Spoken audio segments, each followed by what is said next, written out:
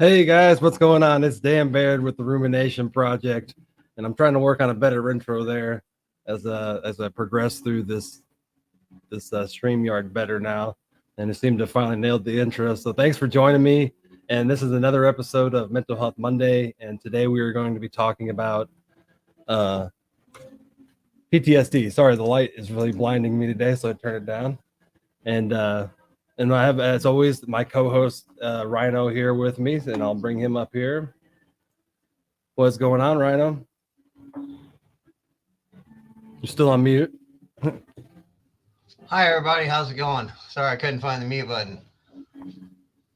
But today we were talking about a rather complex issue with PTSD, which actually takes basically 23 veterans a day die, mostly because of PTSD. And so it's really usually a veteran-related issue, but we're going to show that it really has a lot to do more than just, veterans, that we all kind of deal with PTSD. What's going on, Johnny? Hi Ted. Hey Johnny. I'm And please let me know if my audio is working right, because I am working with this, but it seems to be all working correctly. Sounds good on my end. How about you guys? Do we sound okay up here? I do have a little music playing in the background, but it helps me talk more, but at least you don't hear it for copyright reasons, so that's good. I used to know this guy that I used to follow bands around, local bands around where I grew up a lot. And this one guy, he used to have this real high pitched voice, and he'd do a sound check, and he'd always say, "Sweet child of mine," and he'd get it real high. And I was like, "Whoa, yeah, you can hear it." For sure. So yeah, the background music really helps me, talk a lot more, because it makes you. That's why they have like background music in the therapy room, kind of therapist's office, because it entices you to kind of talk more. And there's a lot of reasons behind that. But Well, I don't know if you knew this or not, but people with mental health, they tend, especially if there's an ADHD involved, they have a tendency to be able to multitask a little bit without realizing it. Like, right, sometimes that thing keeps something distracted so you can focus on this. Like, I used to, when I did the trainings for CRSS, we used to hand out these mandolins. They were called mandolins. And it was just a color sheet, blank color sheet. And there was colors all over, markers and crayons and stuff. And a lot of people would sit there while they were listening to the training, they would color, and it would help them concentrate. They said it would help them concentrate. So it was pretty neat. Well, this is such a touchy subject that tonight I actually did, I talked to you about it, 1 gram of mushrooms before I came on here. So I'm definitely kind of feeling them, but it also makes you a lot more vulnerable to be able to talk about something like complex PTSD, which is what I'm going to talk about tonight, which is more like related to your childhood's, trauma. Sure. So some days, when I do this podcast, I'm just not feeling in a vulnerable mood. And that's when I was, do a psychedelic that was actually intended for 3 or 4 days ago. And I saved it because I wasn't feeling very comfortable at the location that I was going to do it at. Oh, there was that echo. Hey, Michael. I heard a little bit of echo, but I think it's going away. Is it gone? I can switch. Let me see. No, it's on me. Like the audio reverberates into my microphone sometimes if I talk too loud. Gotcha. But I can turn that down here as well. It's one of the high tones. Hi, Helene. Hello, everybody. Welcome to Monday, Mental Health Monday. But as I was saying, that sometimes you're not in that, these podcasts, I'm just not in that state of mind to actually talk about something that's really deeper issue, like PTSD,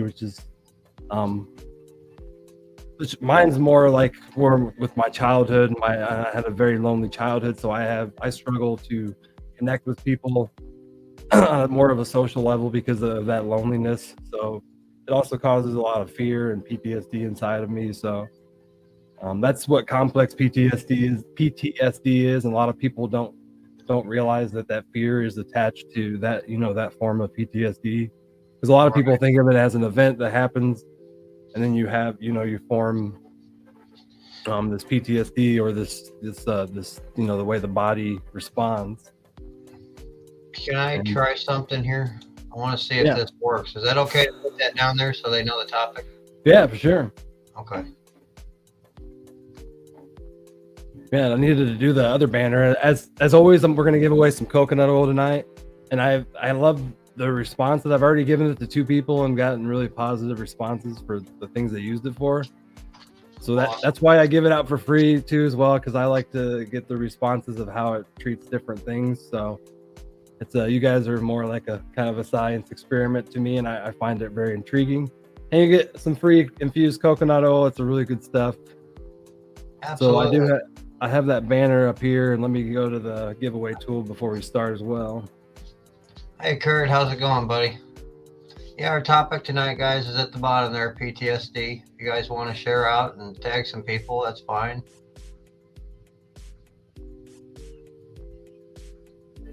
It's a can of, it can be used for cooking. Dan, Kurt was asking what that can of butter could be. I need to keep up on the comments. I was just not, sometimes I don't. I was on a different screen. That's why I didn't see the comments. Sorry.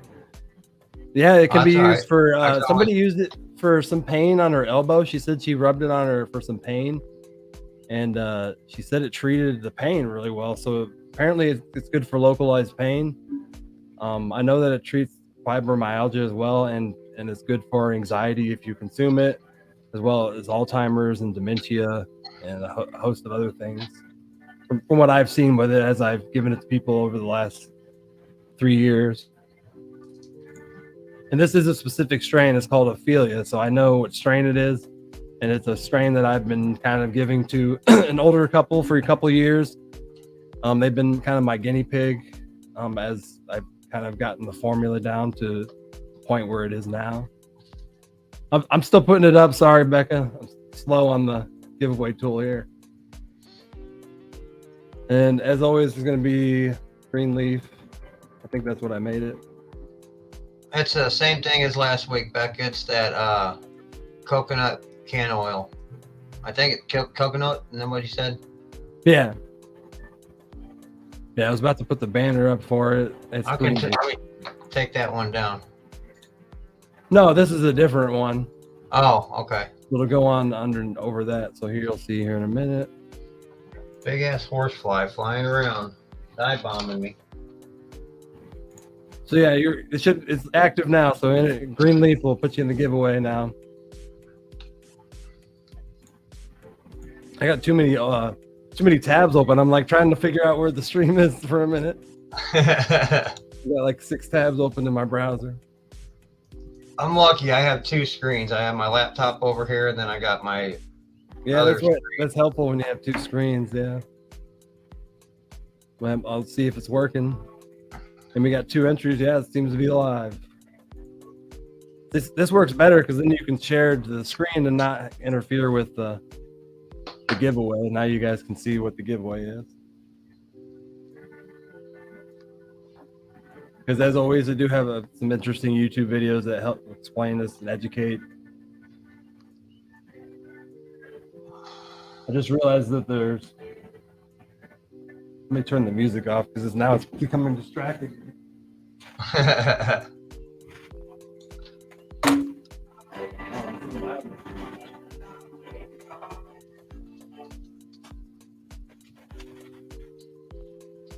It started playing words, so that when words start playing, then it becomes a distraction. Unlike it was playing like elevator music. Yeah, when they put words to it, then I try to hear the words. I get and then my brain was like trying to float off to the words, even though I wasn't listening to them. Now, that's one thing that gives me anxiety a lot. And speaking of our topic tonight, PTSD, one of the things that triggers from my childhood is my dad was abusive to his wives. So they used to argue after coming home drinking and fight and squabble and, physically knock down, drag out sometimes. And when I have people yelling or arguing around me, my anxiety shoots out the roof, and I have to walk away and remove myself immediately. And it's hard for me sometimes not to yell. Like whenever I get really angry at something and I'm real passionate about something, but I've learned to, with breathing techniques and just, trying to be mindful of my surroundings and And a lot of times, I try to respond rather than react, because I can blow off real quick, but I try not to. And I do a lot better than I used to. But, that trigger from that PTSD, it triggers that moment it takes me right back to where I was, and that's what PTSD does. It takes you back to that traumatic moment that created it, Yeah, for sure. or several moments. There could be different ones because I've got several different traumas throughout my life that different things trigger different traumatic experiences. So it's good that like Dan talks about taking the shrooms and being vulnerable. And that's one of the things that I think that's going to be awesome in the healing process. Is learning how to utilize them shrooms and to get down to the bottom of that PTSD for me anyway. And I'm sure it could work for others too. Yeah. I'm gonna tag some more people in here as well, than our normal people who usually Got some echo going on with the voices, Ted said. Let me try something, Ted. it could be mine. I might just unplug the microphone. Okay, did that do any better? Or oh, let me Ted? see. Maybe that made it worse.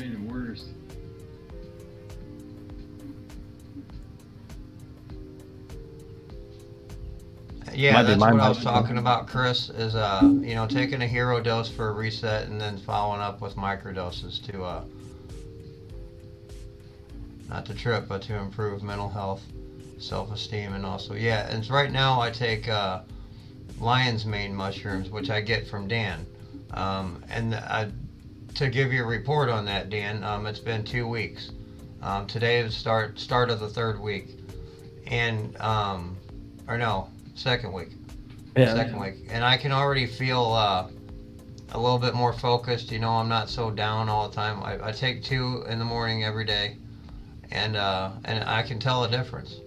I'm gonna unplug this microphone for a second. So give me a second in my, because I think it's my microphone. Okay.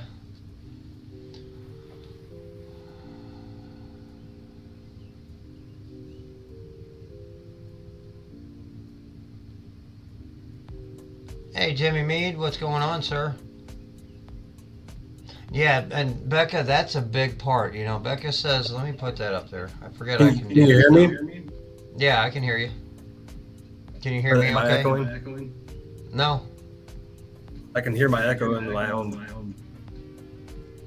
So I'm gonna come back. I'm gonna come in and come back out because this is what they usually does. Okay. So I can hear it on my end. So.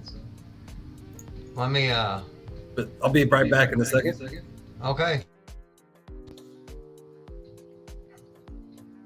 But what I was gonna say is, identifying them triggers.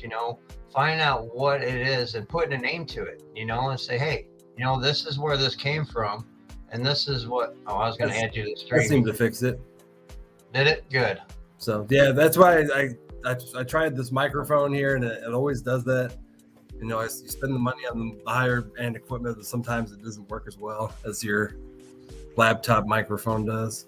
Yeah, sometimes they're just not compatible too. So I did spend a little extra money on my laptop. So maybe all good, Johnny. Good. Yeah. So yeah, my microphone seems to pick up too much, and it'll like pick up the ceiling fan across the room, and you'll hear it. But yeah, we're all good now. That's all I needed, so you guys can hear me loud and clear. Awesome. But yeah, I was telling Becca, she said, making progress on identifying her triggers. That's a big part, in the recovery process, because if I don't know what the problem is, it's hard to fix it, and that's part of, is with mental health is getting to the bottom to the causes and conditions. And, like with the PTSD, going back to that traumatic experience, or, getting guided to go back there and find out, what it is exactly that's hindering you and causing these triggers. Hi, Kim. Yeah, loneliness is weird in society because it tends to make men. It does weird things in relationships with men. They seem to be needy, and women don't really like that. So, those are the issues that loneliness tends to be like a PTSD. It's something that I deal with because I feel that loneliness now that I do mushrooms. I really feel connected to that childhood that where I experienced years of being lonely, and you know, and what it actually did to me as like a human being at, you know, brain level. Right. And it's hard. That's why I don't date people, because it's hard to be close to somebody when you've experienced years of that, you know. I was that way for years before I got married. I dated a lot, you know. I couldn't keep a relationship because I couldn't build trust. I couldn't, fear of abandonment, fear of, failure, fear of, being tied down, all kinds of different fears, wrapped up in that stuff. And a lot of it based on, seeing my dad and his relationships, that's another form of stuff trauma that you can relate to, or not you personally, but I mean, yeah, that's the stuff that's really hard for me to talk about without like crying. That's why I have to do, because if I don't do the mushrooms, I'd probably be like bawling my eyes out right now. But it helps me take that emotion and, explain it into words, because that's hard for some people to do. And hi, Linda Bell. Yeah, because that's one thing when I've done mushrooms, it helps you. It basically turns, all that trauma into something that can be learned and some kind of knowledge. Because as I say, when you're on these actual substances and then you're actually vulnerable, the brain seems to restore it differently in a very positive manner. So that's right. why actually talking while these substances are in your body is very important to the actual taking of the substance as well. And that's why I take it serious. And sometimes when I do these podcasts, I know I'm going to be talking about a lot. It's an opportunity to actually heal, the neurons inside of my brain. Absolutely. I'll try that when I get more comfortable. Yeah. Oh, thanks, Linda. Linda got some of that cream. Or So coconut sweet. oil, sorry. But yeah, loneliness is hard, as Becca said. It seems to be even harder in today's world. As I read a study yesterday, loneliness is now a disability, the number one kind of disability in the world. Yeah, because it's a punishing disability. And it's something that I even, I experienced. And I remember when I got in trouble when I was a kid, and my mother actually had to write a note to like the juvenile system, and she talked about how I had a very lonely childhood. So even my mother was even aware of that, and it made me aware of that, because every time I think of my childhood, I think of that letter. And when I actually read it, when my mother actually thought, of my childhood. Yeah, and going back and looking at those things, the reason I'm able, and I do get to points where I'm talking about my past and I tear up. I'm all right with that. It's part of the healing. But sometimes ripping out that Band-Aid is the best thing to do, because it opens up that wound, allows the healing process to start. Yeah. Hold on one sec. My dog's trying to get in. Oh, you're fine. Probably got off topic there, but I was just talking, and we didn't get off topic, but we kind of talked a little bit there. But we do have a couple of YouTube videos that kind of explain more what PTSD is. So when I talk about complex PTSD, we all have a better understanding of what it actually does to the brain and what it does, in my situation. And it's good to be aware of your own brain chemistry, of what happens when you experience loneliness, because it's kind of chaos in your brain neurologically when you experience loneliness, and the brain does really weird things because it's a social organ. It needs to be social in order to be healthy. And when we suffer from things like PTSD, it makes us, antisocial, and then the brain suffers even more,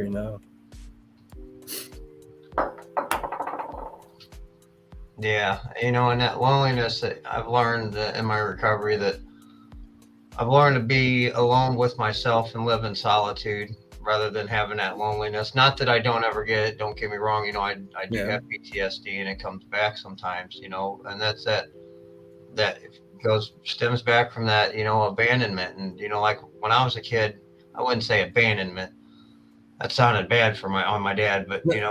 basically whenever he raised me by himself, and he was a union boilermaker, and he worked out of town a lot of times. Sometimes he'd have to leave for a week and come home on the weekends. And I was, 11, 12, 13, 14, staying home.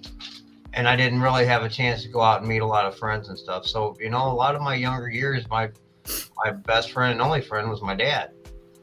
So when he was gone, that loneliness set in. And that's what I meant by the abandonment. Not that he, just left me and abandoned me. He had to fend for us and, stuff like that. And we had talks about it and stuff. It was just a rough childhood, and that'll do it. Yeah. Everybody has trauma in a different way, and then that trauma can turn into PTSD. And I think it's good to be educated on how your past plays a presence in your adulthood, especially with these PTSD. And a lot of, even women in relationship with men don't understand how these issues come into, with men into the relationships. Now, I don't know, understand as much as a woman, because obviously I'm not a woman, and how that relates to them, but we all have PTSD, even men or women, and that comes into the relationship, as well. Abandonment issues or loneliness.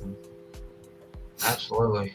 And one of the biggest part, I have all kinds of weird fucking acronyms and sayings that I go by that helps me in my recovery. I used to say I hated all them things, but now I'm that guy that says them. But AAA, the 3 A's, first I'm aware of it, then I accept it, and then I take action to do something about it. And that's where I'm at now. I was aware of it for a long time, and I've accepted it, as far as my mental health, and that I need to do something about it. And then and now I'm taking action, to do things to help come out of that slump that I was in. And it's due to mental health. It can debilitate us if we don't do something about it, or get some help, or talk to somebody and learn how to be vulnerable. Because it's not something you can just. It's easy to do sometimes. It's hard to bring that stuff back up, but Right. But it's very healing. And once you get past that first step, it's kind of like I'll give you a little scenario. Like, you got two different paths. You got one over here that you've been going down all your life, and it's real easy. It's beaten down, it's clear, easy to go. Then you got this new path that, like for me, instance, going down in recovery, that's kind of grown up, and it looks scary, and you don't want to go back there and do all that stuff. But, the more you beat that path down over here, the more this one over here grows up, and it doesn't look so enticing. So, it's just getting that first initial step to get through and start beating down that new path. And then, we can recover, and there are no limits. For sure. Becca, I just sent you the link. So it would be nice to have a woman's perspective on this, since I was actually just talking about a woman, and how PTSD really relates to their brain. Because obviously I can't give that perspective because I'm not a woman, but. Thanks, Jimmy. I don't know where I get this shit, Jimmy. Just down the recovery road. It just pops in my head, and I call it God. God smacks me in the back of the head, and what's supposed to come out of my mouth comes out of my mouth. Yeah. Hi guys, how's everybody tonight? Good. How you doing? Getting better. Really good. You know what you said in the beginning about PTSD isn't just wartime or for veterans. There's all kinds of traumatic things. Do you have a video playing in the background? Oh, I'm sorry. I just thought I heard something else. You did. It was the television. I'm sorry. I wanted to hear you loud and clear. So. All right. Anyway. Sorry. I didn't mean to cut you off. I just wanted to hear you. It's okay. I'm like a squirrel, though, buddy. Yeah, we were talking. You were saying that something about how PTSD is not just about soldiers. Yeah. There's all kinds of traumatic things that have happened to us, or either as children, teenagers, all through our life. There's different scenarios that could happen. And one thing I really noticed is none of us are given like the tools we needed to deal with emotions as children. I know I wasn't, Right. I wasn't validated in the feelings that I had, or I was made to be felt like I was wrong or not good enough. And, those things really affected me. And then my life was a little bit more extra, I guess is the best word to use.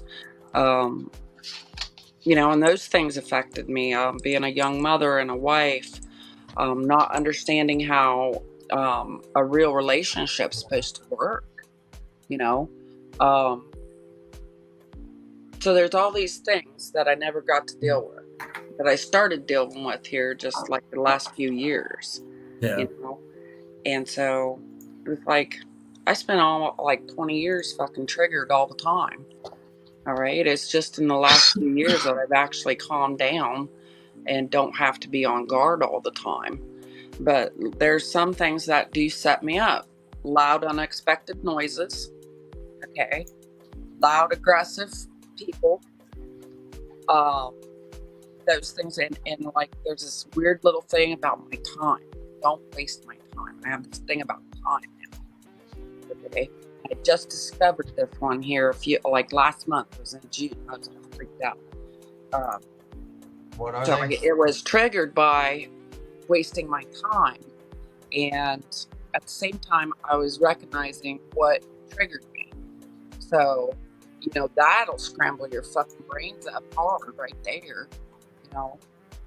I actually just went to fucking bed because I just couldn't deal with the day anymore. I just went to fucking bed and I actually went to sleep. I was so overcome. And you were exhausted, weren't you? Exhausted. And then there was another one that happened. Like a week later, another one happened. And this was a very deeply personal one. So I'm not gonna, it was childhood things, about a parent. And nothing like horrific or anything, just like seeing who they really were, how their adult thought process really was. And it just freaked me out. So, Yeah. So yeah, I did. There's also fucking loose. There's a spammer in the comment section. I tried to delete them, but that happens when I link it to my mushroom business. I always get these spammers from. Oh. Okay. And I couldn't tell. I can tell it's a spammer after the second one. The first one I had to. Yeah, I was like, hey, somebody actually watched the documentary about Change Your Mind, and then I was like, oh, I realized it was one of those spammers. Yeah, I want to go watch that tonight after the show because I haven't seen it and I've been wanting to. I have to block 4 of those a day on my mushroom business page, Facebook, because they always find my mushroom business by searching it, and then they'll tag these stupid spammers all day. Insanity. Big pain in the butt, that's for sure. They come over from Instagram. Yeah, don't click on them, guys. I don't know if they're actually trying to sell psychedelics or not. But yeah, don't click on it. But I know Instagram allows it. I've seen people on there trying to sell psychedelics and right, allowing it. Crazy world. That's a whole nother subject. Yeah. I just start on Becca's World. I just send them my thing that about shirts. Send me your shirt size, and I'll send you what I have. Picture. And that usually reads them out pretty quick. I don't even know where he came from. I went to my Great River Mushrooms page. I didn't see his comments there. I deleted them and blocked him. So I don't know where he came from. Rhino on it. Yeah, I blocked him, but I didn't delete him yet. I deleted the comments. But. Yeah. This is the first time I've tried the blocking option, so I wonder how it works from in StreamYard. I didn't know it ever gave you that option to block. I didn't either. I just clicked on the 3 buttons and see if I could be something they just integrated into it. So right, they do add new stuff all the time. Hey, Mark Gibb, what's up? Hey, Mark. Oh goodness, all right. But we can play this little 5-minute video that I shared with you earlier there. Okay. And we can discuss after that. It's about PTSD. This one is actually the psychology of post-traumatic stress disorder. I have 2 videos. They're both under 5 minutes. So. Nice. I don't know. But I'll present How's it this going, video. Mark? Hi, Dustin. Hey, Dustin. You're busy, buddy. You're getting closer. Kick ass on them mugs, man. Those are beautiful. Incredibles mission's got it's called the Great Bear Campout, and he does a lot of printing and stuff and coffee mugs. He's in the middle of getting all that together. Nice. Busy man. Busy man.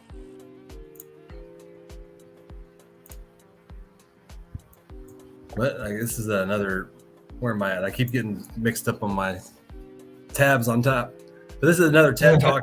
Honestly, the TED Talks on YouTube are incredible, especially about mental health. Right? And then they as I talked to Waylon about the copyright, like sharing this knowledge from another page, YouTube actually allows me to do it, because YouTube actually copyrights it, but then it actually is copyrighted as an educational video. So I'm allowed to do it, because there's channels on YouTube that share, educational videos. Right. That includes sharing through other third parties, Nice. So I find these really useful, especially because it would take me, hours to make this content up of what these videos, show in 4 or 5 minutes. Right. So YouTube is an incredible tool for your mental health, I feel like, and people should be more, find good sources first off, and then use those for to get more knowledge. Right on. So we'll start playing this one here.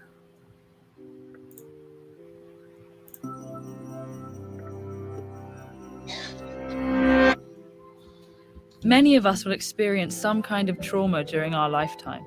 Sometimes we escape with no long-term effects, but for millions of us, those experiences linger, causing symptoms like flashbacks, nightmares, and negative thoughts that interfere with everyday life. This phenomenon, called post-traumatic stress disorder, or PTSD, isn't a personal failing. Rather, it's a treatable malfunction of certain biological mechanisms that allow us to cope with dangerous experiences. To understand PTSD, we first need to understand how the brain processes a wide range of ordeals, including the death of a loved one, domestic violence, injury or illness, abuse, rape, war, car accidents, and natural disasters. These events can bring on feelings of danger and helplessness, which activate the brain's alarm system, known as the fight, flight, freeze response. When this alarm sounds, the hypothalamic, pituitary, and adrenal systems, known as the HPA axis, work together to send signals to the autonomic nervous system. That's the network that communicates with adrenal glands and internal organs to help regulate functions like heart rate, digestion, and respiration. These signals start a chemical cascade that floods the body with several different stress hormones, causing physiological changes that prepare the body to defend itself. Our heart rate speeds up, breathing quickens, and muscles tense. Even after a crisis is over, escalated levels of stress hormones may last for days, contributing to jittery feelings, nightmares, and other symptoms.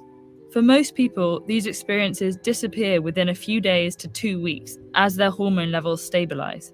But a small percentage of those who experience trauma have persistent problems, sometimes vanishing temporarily, only to resurface months later. We don't completely understand what's happening in the brain, but one theory is that the stress hormone cortisol may be continuously activating the fight, flight, freeze response while reducing overall brain functioning, leading to a number of negative symptoms. These symptoms often fall into 4 categories: intrusive thoughts like dreams and flashbacks, avoiding reminders of the trauma, negative thoughts and feelings like fear, anger, and guilt, and reactive symptoms like irritability and difficulty sleeping. Not everyone has all these symptoms or experiences them to the same extent and intensity. When problems last more than a month, PTSD is often diagnosed. Genetics, ongoing overwhelming stress, and many risk factors like pre-existing mental illnesses or lack of emotional support likely play a role in determining who will experience PTSD. But the underlying cause is still a medical mystery. A major challenge of coping with PTSD is sensitivity to triggers, physical and emotional stimuli that the brain associates with the original trauma. These can be everyday sensations that aren't inherently dangerous, but prompt powerful physical and emotional reactions. For example, the smell of a campfire could evoke the memory of being trapped in a burning house. For someone with PTSD, that memory activates the same neurochemical cascade as the original event. That then stirs up the same feelings of panic and helplessness, as if they're experiencing the trauma all over again. Trying to avoid these triggers, which are sometimes unpredictable, can lead to isolation. That can leave people feeling invalidated, ignored, or misunderstood, like a pause button has been pushed on their lives while the rest of the world continues around them. But there are options. If you think you might be suffering from PTSD, the first step is an evaluation with a mental health professional who can direct you towards the many resources available.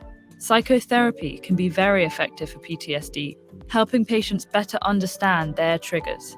And certain medications can make symptoms more manageable, as can self-care practices like mindfulness and regular exercise. What if you notice signs of PTSD in a friend or family member? Social support, acceptance, and empathy are key to helping and recovery. Let them know you believe their account of what they're experiencing, and that you don't blame them for their reactions. If they're open to it, encourage them to seek evaluation and treatment. PTSD has been called the hidden wound because it comes without outward physical signs. But even if it is an invisible disorder, it doesn't have to be a silent one. Exactly. Man. Mental health conditions impact millions of people around the world, yet are often misunderstood. Check out this playlist to get it. That's a really interesting video, and I think at the end there, people who experience PTSD, they seem to get labeled. And I've seen it happen in relationships. Somebody will post on Facebook and call their significant other crazy or delusional, and a lot of the times it's PTSD triggered trauma that pours out of somebody. And I see it in relationships all the time, and people just don't realize that that's what's happening. Exactly. A lot of people don't even realize they have PTSD and that they're triggered off by things. Yeah. I lived in my situation was, it had to deal with my children and my first husband, and I lived under years of safety first, always. Okay. And so I was very stressful. And then when my children started graduating school, things got easier somehow because they were adults, you couldn't kidnap adults. So they're, Yeah. And then as time has gone on, I have learned different, and I have seen different, and I have learned that men are not scary monsters, and that it's okay for them to have emotions, and sometimes people get upset. It's not always going to be directed at me or something like that. Now, that's not to say that I haven't been triggered. I have. In the last year, there's 5 instances that I know of that I could have ended up involved with the police because I lost my shit. Yeah. So, yeah. So that I don't think is acceptable. I think that's way too much, and I'm in therapy and I'm diagnosed and I do have depression on top of it. It is something I deal with, but now I'm actually dealing with it and I'm identifying triggers.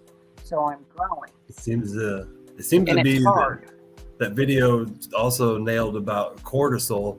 If I'm saying it right, that's the fear hormone that seems to dump out, during these mental illnesses. Something that I have issues with, and I think that's what the mushrooms seem to regulate the cortisol levels better in my brain, because I seem to have an imbalance, and that's why magic mushrooms seem to work so well, because they regulate that hormone. And that's what.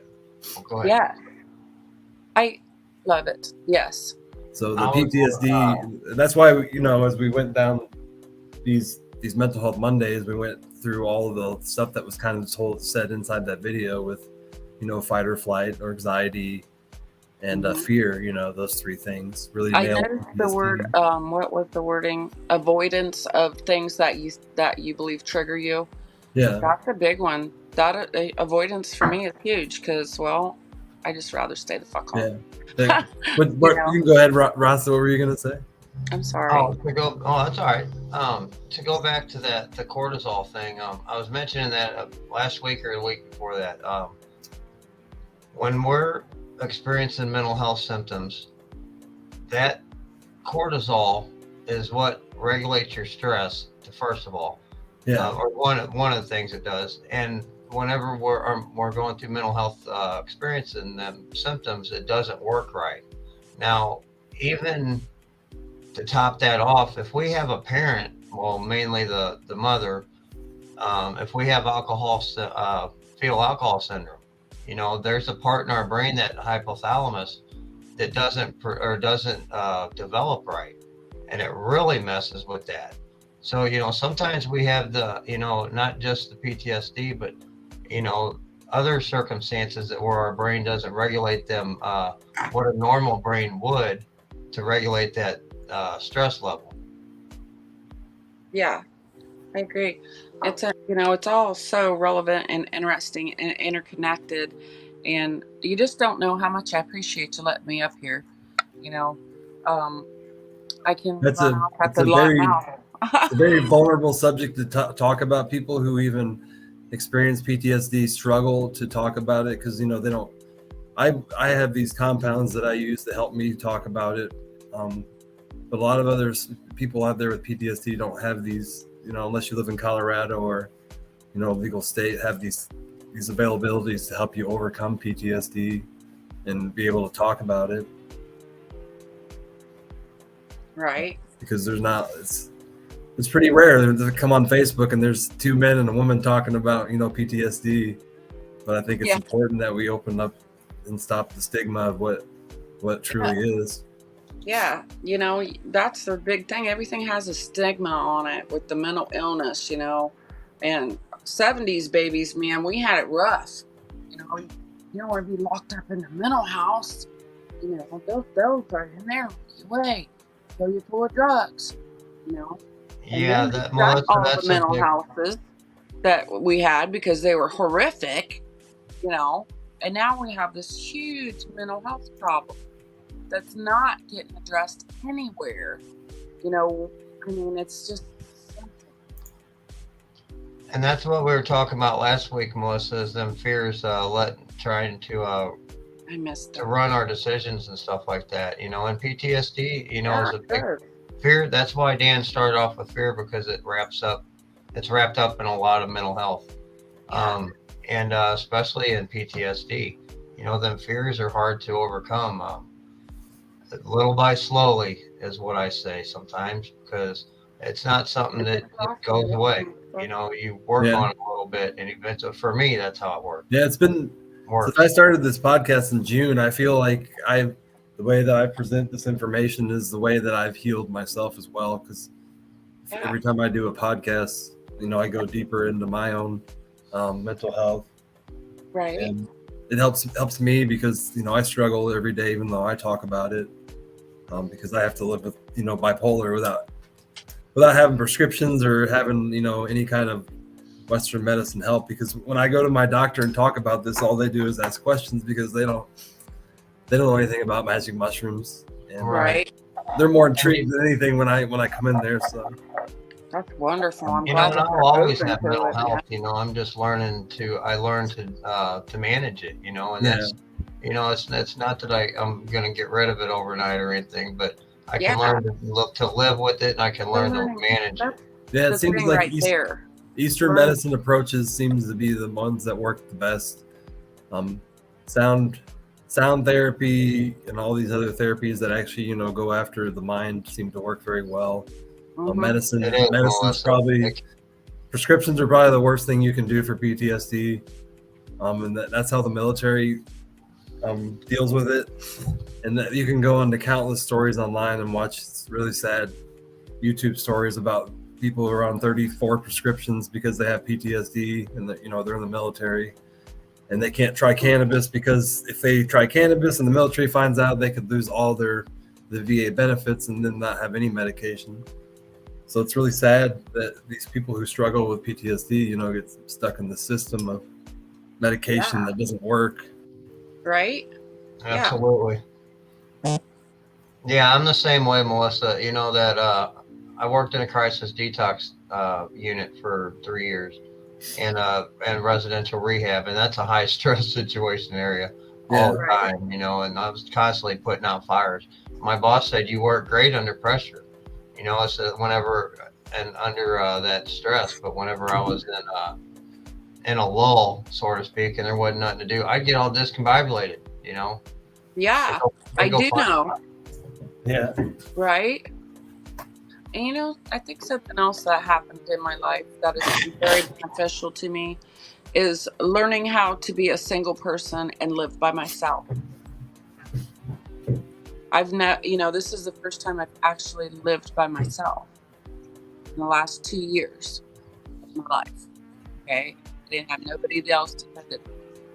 It's the weirdest shit ever, Yeah, but there's coming home to an empty house is definitely, yes, especially when you go to social events and then you come home to that empty house. It's kind of depressing in your soul, but at the same time, the alone moments are really refreshing too when you need them. right, So exactly. It's there's pros and strange. cons. But Yeah, both. I experienced both those feelings, and recently, I've been getting a little bit of well, here we are. This is our little place, right on. Like, okay, cool. Like, nobody fucking here but me, and like yeah, the realization, like house chores or whatever, it don't get done. It ain't nobody to blame but myself. It's fabulous. yeah.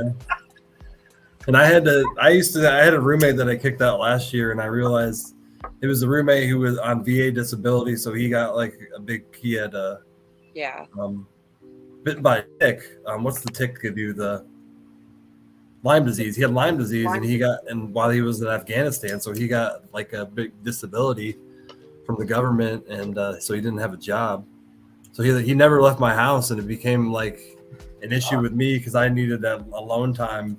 Right. And as I talked about earlier in my earlier podcast, we ended up getting in a fight that the police were called because that's how much it boiled into fight or freeze turned into straight fight one night when we both our energies met in the hallway where I live when we were both not very happy, and it started a fist fight.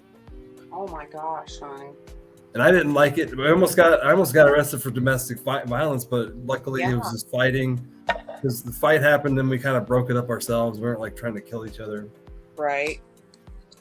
And I like what Kim was saying. But it made me really think about my PTSD as well, about how my fear of I knew it was a lot deeper than just the fight. Yeah. So you identified something. That's awesome. Yeah. I live alone now. I'm sorry you got in a fight to have to learn that, but you know what I mean, right? It made me realize that my personal space is truly matters to me. Yeah. And like even if I ever get in a relationship with a woman, they'll be like part of the house that belongs to me. Yeah, because I need my own space. That's important that we all do. Yeah, like where my crafting area and if my big desk is there, that's command central. Okay. And you should teach children that too. Children. Nobody fucks with command central. Yeah. And I think you can teach that to children too. Like certain parts of the house are like they know quiet, that. Shut up. Just like their room is like their place. Their place to do whatever they want. Children. Yeah. And people, totally right, I have a shrine in this room here. It's like a little mental health shrine. Really cool. And I think everybody should have something. Getaway. What's that? People need to have that getaway, that place they can. Yeah, I think everybody should have some kind of shrine. It's whatever your spirituality or what you believe in life, and display it out on side of a fireplace mantle or some kind of bookshelf or something that reminds you every day. Absolutely. And you can change it. Yeah, totally cool, man. Down with that. I call it You're totally right. People and like. If you have a family or a love, a love interest or whatever in your home, everybody's got to respect each other's space. Can't be in their shit, can't be touching their stuff, because they're gonna know as soon as I walked in, somebody was in my space. Okay, I couldn't say exactly what it was, but I always knew. Yeah. All right. It could have been just one piece of paper moved, and I would know this. But And it's weird shit. I know. And this is, we're even talking before cell phones. We could take a picture of it. You know, I mean, I felt healing though in that uncomfortable. You know, when I got in that fight that night, I actually sat outside and I'm like, man, what the fuck? You know, what did I just do? Why did I do that? yeah. Like, it like, you know, deeply bothered me the next whole week, and Yeah. it made me really think about my behavior, and how it, you know, how it can be triggered like that. Mm-hmm. Exactly, man. Then that's what I'm talking about earlier with that duality happening, where you're triggered, and you know why you're and you realize why you're triggered, and it just freaks your brain out. Well, I knew that night happened, that it was an important moment in my healing. The There, well-being. Yeah, man. there was Totally there get was a that. lesson to be learned at the expense of my pocketbook that would cost. You know, it was a pretty hefty fine, but there was a lot more learning from it than that. You know. I like what Melissa said here. You know, my body perceives situations as a threat subconsciously, and I struggle in those situations to not pass out. I feel like I'm very much over the event in my childhood that caused my PTSD, but my body isn't. Now that's true. Right. I can relate to that. You know, in my recovery, I've dealt with a lot of stuff mentally, and my body hasn't. You know, there's stuff mentally I haven't. But I can understand what you're saying there, Melissa, because our bodies, I used to do this group, it was called Emotional Management. And what I would do is I would play a song, and usually picked from the group. They would come in with a song and I would play it. And what would happen was I would say, how did the song make you feel? Where did you feel it in your body? And how do you feel about sharing? You know, because it was we're trying to get the vulnerability out there and trying to figure out where our body, when these things made us feel that way, where in our body we felt it. Because our body is an alarm system in itself. It'll tell us when we're not feeling right. Yeah. You know, like if I'm not doing the right thing, I'm going to have that knot in my gut. But if I feel cool, calm, and collected, I'm usually doing the right thing. So our bodies will tell us, you know, what's going on. And sometimes, you know, our mind won't deal with something until it's ready to deal with it. So our body might be, our mind might be telling us that we've dealt with something when we really haven't got to the crux of it. Well, that's what I was trying to get out, or get my words out for. So like the young lady was talking about, you know, her body is going to recognize those situations that may cause some, you know, however she reacts to the situation, and then the body recognizes that situation, and it's just gonna, after a while, just automatically go into that fight or flight response. In some way, you have to step back and like recollect yourself and tell your body, okay, this is not that situation. I am okay. Yeah. Reground yourself. Yeah. When you feel like your body is responding and that's not what's happening. You know what I mean? You feel we shared that with the body keeps the score. That textbook is actually really what we were kind of referencing. I think we did that. We played a little bit of that in the fear episode I did. Mm-hmm. And I played a little YouTube video from the author of that. And because the body, the author of that book talks about how the body keeps all trauma and it stores it, you know. And and like sometimes there's key words, even if they're not meant in any aggressive manner. It's just that word or word combo can set people up to react, even if it's not meant in any kind of bad or derogatory way. Because I caught that on myself a while back in my daughter. And it was a very innocent comment, and my immediate response to it was not good, you know. Sorry. Hey, right, Helene? I got that. My phone. You look at the phone, not your. That's probably why you're cutting out a little bit too. I was going to say your voice sometimes cuts out, probably because you're not talking into your phone. Right. Well, I have it way over here. Lena sounds like an experienced podcaster with the I got that song stuck in my head now. Let the body keep the score. Let the body keep the score. And Joe, I'm sorry. Joe, I'd be okay with that. Oh, I didn't even know. Yeah, he said, can I gift you all the Rhino if I win? I would not argue. Oh, Joe's feeling lucky today. He's already calling a win. Oh, yeah. Yeah. I'm sorry, I didn't mean to click off your comment there. I missed that. I didn't even see that. Sometimes I miss some of the comments.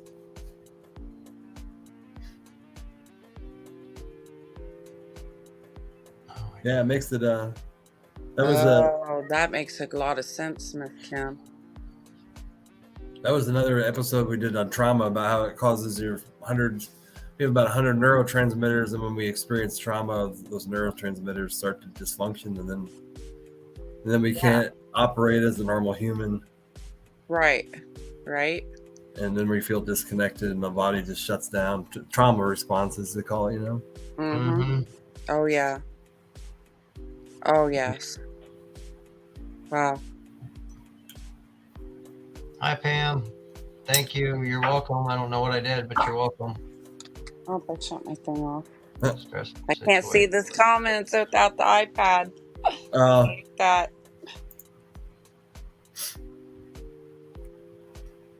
Yeah, you're not inside. Well, I guess you're not on the cold memories. On a laptop. Yeah, you can see everything. What? I need a new desk chair, sir. Oh, okay. The song. Okay. I need a new desk to use my big computer because my chair, I'll be sitting there and get it all, where it's supposed to be at, and then the hydraulic will go vroom all the way to the floor. I'll be sitting here and my dog will walk underneath my chair and hit that lever, and I'll just plop down. I'm like, wait, what the hell? Oh, well, it happens, right? Felt like I fell 100 feet. Yeah. Great. I don't have a laptop. I just got a desktop, but it's fabulous when I do use it. I just need a better chair. My chair's is worn out. The other one I had, it was hurting my back so bad, and one day it pissed me off so bad, I was like, you're fucking out of here. And I pushed it out the door, down the office. It laid there for a week before I got the courage up to ask the neighbor kid to throw it in the trash for me because it was so heavy. Oh, yeah. Yeah. By the way, if anybody sees that giveaway down here, I am giving away some coconut oil as always. So that there's 12 people we got entered. So if we can get some more in there. Right on. And that's a half a cup of coconut oil, infused cannabis coconut oil with a strain that I've been growing for a few years. So it's pretty potent stuff. So I like to give it out and get people's reactions of how well it helps, treat different things. So right on. Do the hashtag Greenleaf if you want to enter it. I think I already did. And there was another YouTube video I wanted to share. It actually was a news story shared by a YouTube news station, I guess, where a station local to some news, and it had some interesting information about how PTSD affects relationships. I think that's what the actual video was. Complex PTSD affects the brain long term and can affect your closest relationships. Oh, yeah. But I'll just play this. It's only 2 minutes and 45 seconds long. I'll play this real quick and all right, cool. Talk Sounds about good. that. I think it's up on screen. Not yet. No. All I can do is look. Not yet. Now we are. You've probably heard of PTSD, but have you ever heard of complex PTSD? That's when traumatic events, often from childhood, affect your brain long term and can affect your closest relationships. So tonight, we speak to a health advocate about how to identify this kind of trauma and do something about it. There's often a lot of shame and stigma associated with trauma, but the paradox is there's a lot of healing and storytelling and sharing and opening up. Sarah Church is an author and health advocate who's experienced what's called complex PTSD.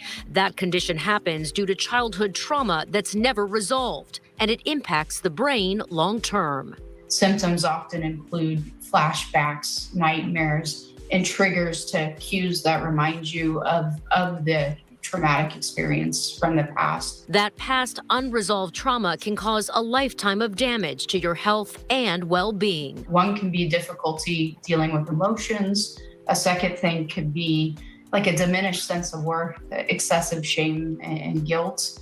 And the third common thing is a difficulty sustaining relationships or really feeling connected to others. And complex PTSD is more common than you might think. According to the CDC, 61% of U.S. adults have experienced at least one traumatic event in their life. And children who grow up in an abusive home and don't seek help as adults may see that unresolved trauma come out in other ways, like with substance abuse, overeating, overworking, anxiety, difficulty sleeping, and physical pain. Then experts say many will unintentionally pass along their trauma to others.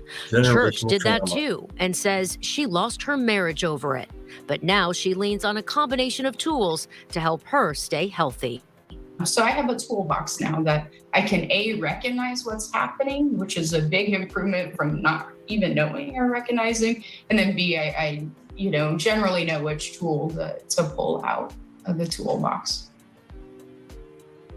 Meanwhile, Church says healing from complex PTSD can be helped by talking to a licensed mental health therapist who specializes in trauma and seeking other treatments for trauma, including memory reprocessing like EMDR and accelerated resolution therapy, ART, neurofeedback, and wellness practices like writing and meditation. Church is also the author of a new book, Mending My Mind. We've included a link to that and more information on our website. Head over. But I actually shared that because I found the end of it kind of interesting about how trauma can be passed down generation. As they talked about there, complex PTSD can be passed down to another generation that's carried. It's definitely can be like a generational trauma if a parent does not deal with their complex PTSD and takes it into adulthood and then treats their child like differently because of this issue that they have with complex PTSD. And it's something that I kind of deal with personally as well. And I don't, I know my own mother probably never listen to this, but she might be one of those people who doesn't realize that the way she reacts to me passes down generational trauma.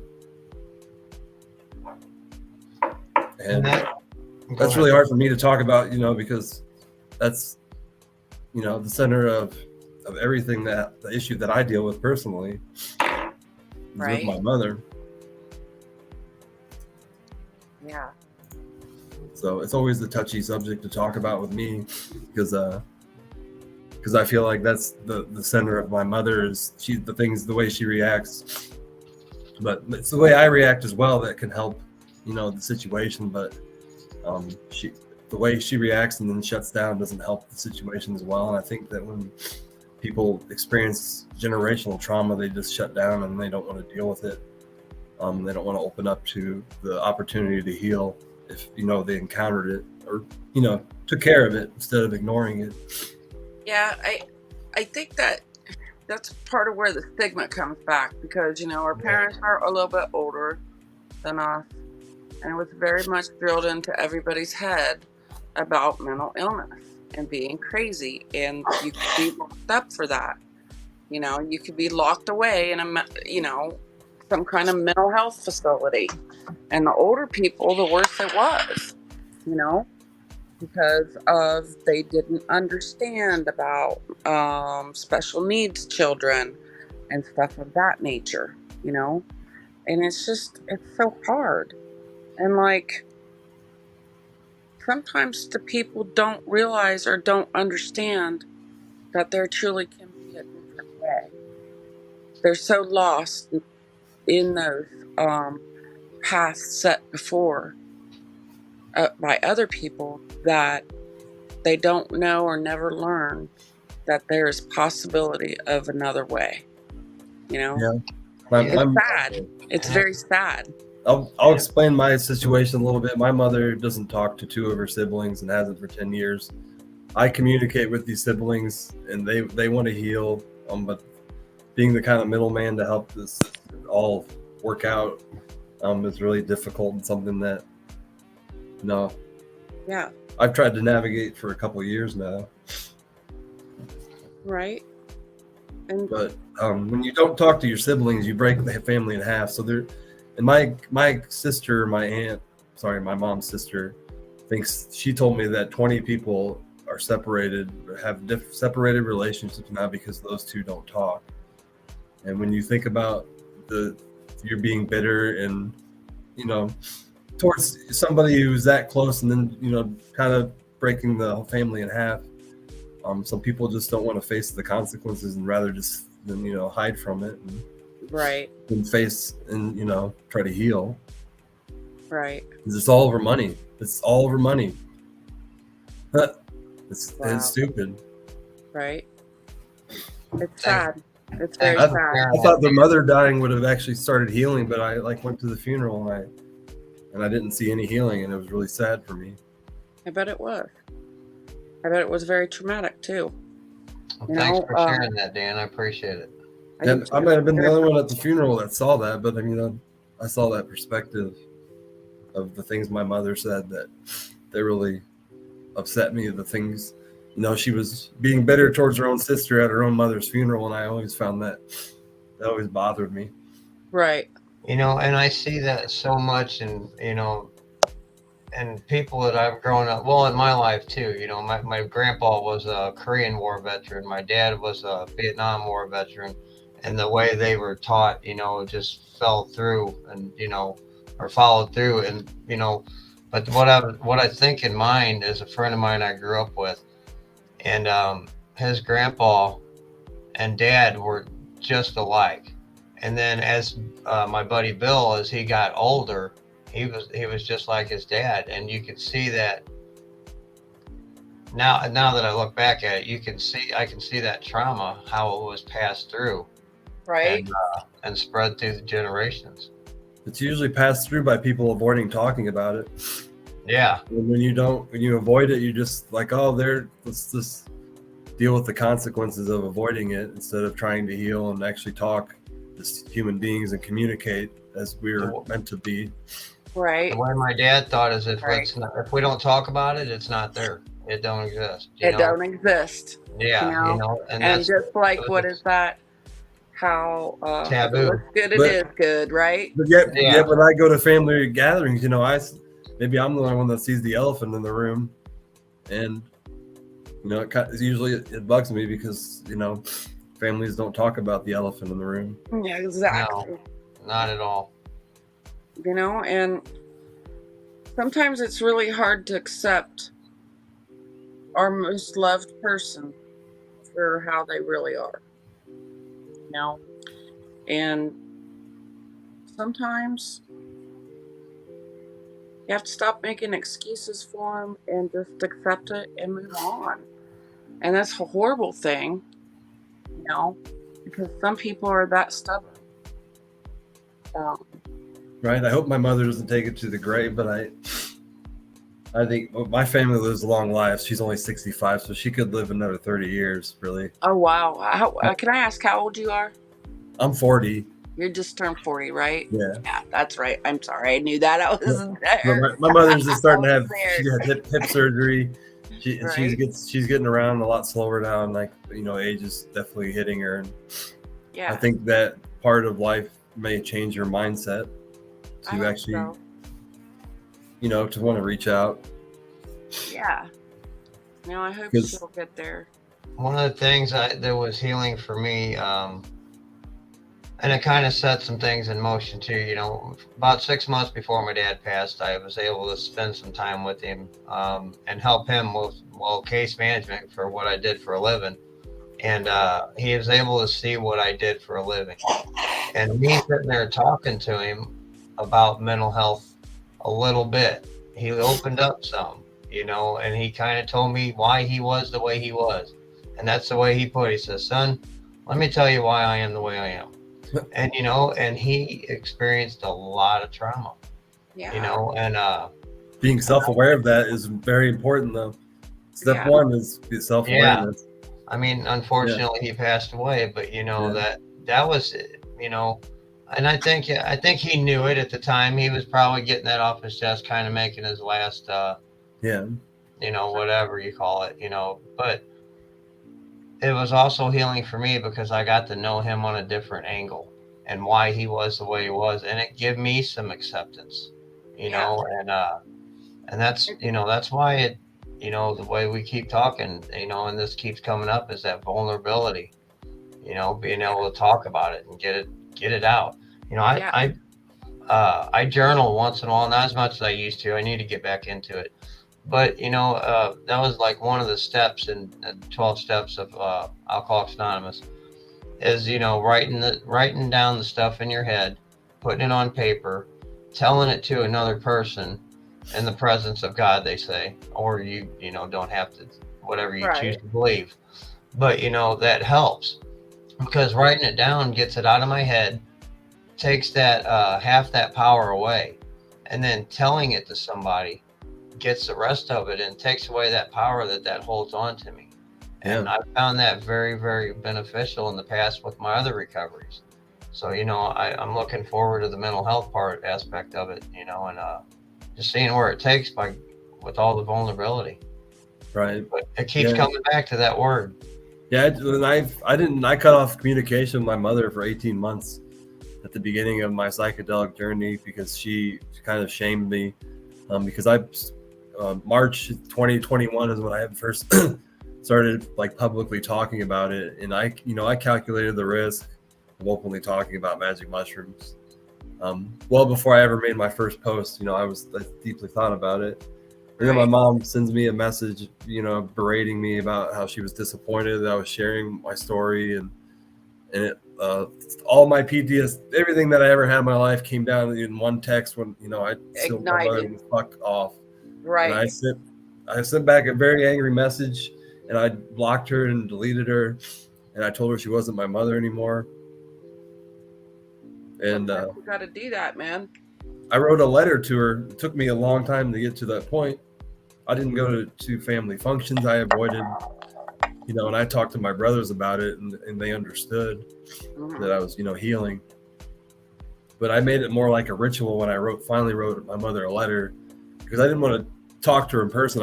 Because when you're doing a letter form, you can actually, you know, get everything out off your chest before they can respond, you know, and then share your whole story. And I made it into this whole ritual one night, and I wrote a letter to her, and it was, you know, it was a very powerful letter, and she agreed with it. To my surprise, she agreed with a lot I said. So, wow, that's why magic mushrooms are truth serum, because they reveal the truth. And when I wrote it out and presented it to her in the most truthful, honest way, it had nothing to do but agree.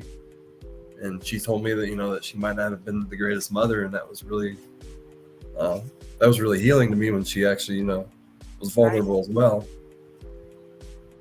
But I haven't seen any other level of vulnerability besides her saying that she might not have been a good mother.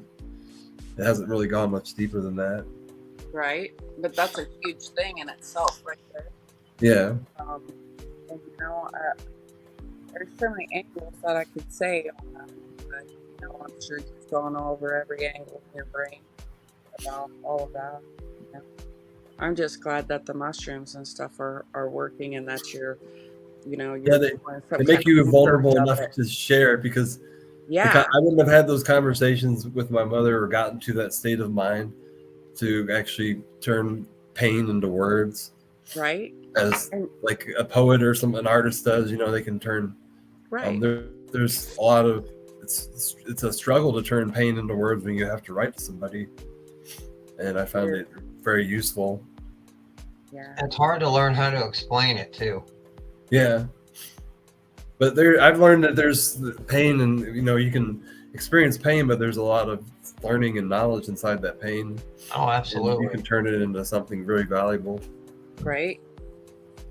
And I think that's why we do what we do, you know, and that's why I started, you know, in the field when I did, because I wanted to take the misery that I had and the healing that I had and teach it to other people, you know, because like I said before, you know, their recovery is possible and there are no limits. and it's good to let people, know that they're not alone. Yes. There are ways out of it. Yes.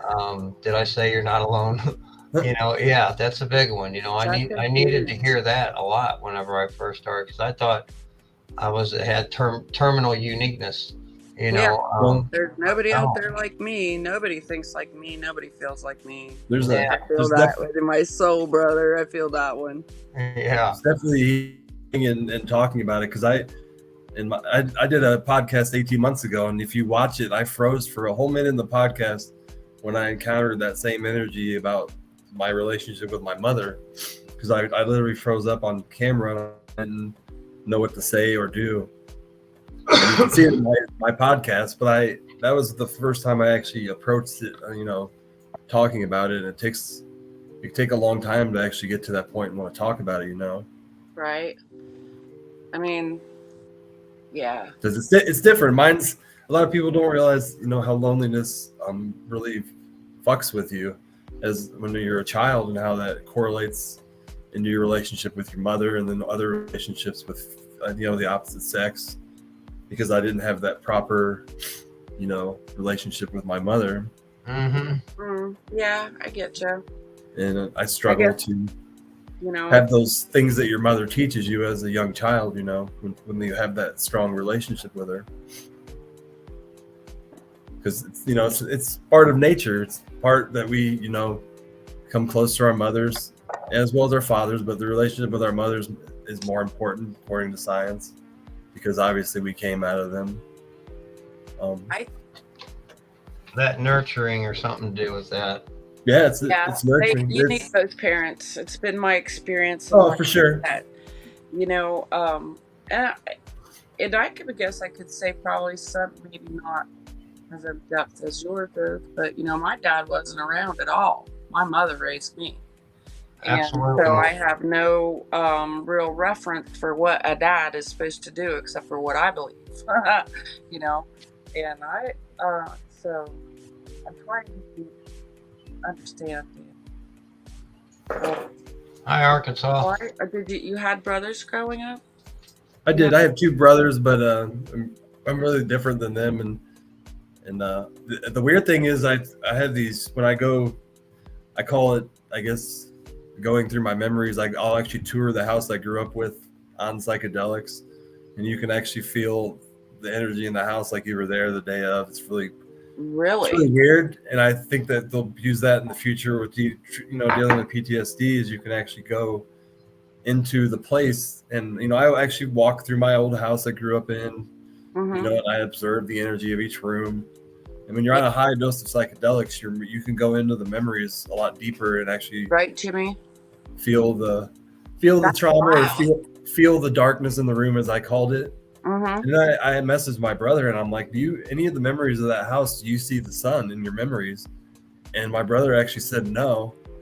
And wow. I said because I just went through a psychedelic trip, and there's no sun in any of these memories. Like, why is this whole house dark? And then he started to realize that too, and he's made him think about what that house did to maybe all of us at a deeper level. Like, why is there no memories? Why is there no sun in the memories? Yeah, it's always like cloudy, or I can just think of the outside being dark because the house was dark. Yeah, that makes sense. That's interesting. And it does make sense. It makes a lot of sense, doesn't it? Yeah, I think the lonely energy I felt in the house kind of relates into my memories by making them darker than with not having the sun in them. Right.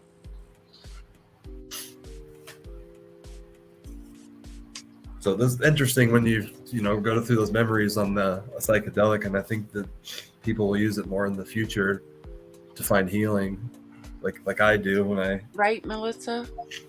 Yes. For sure, Melissa.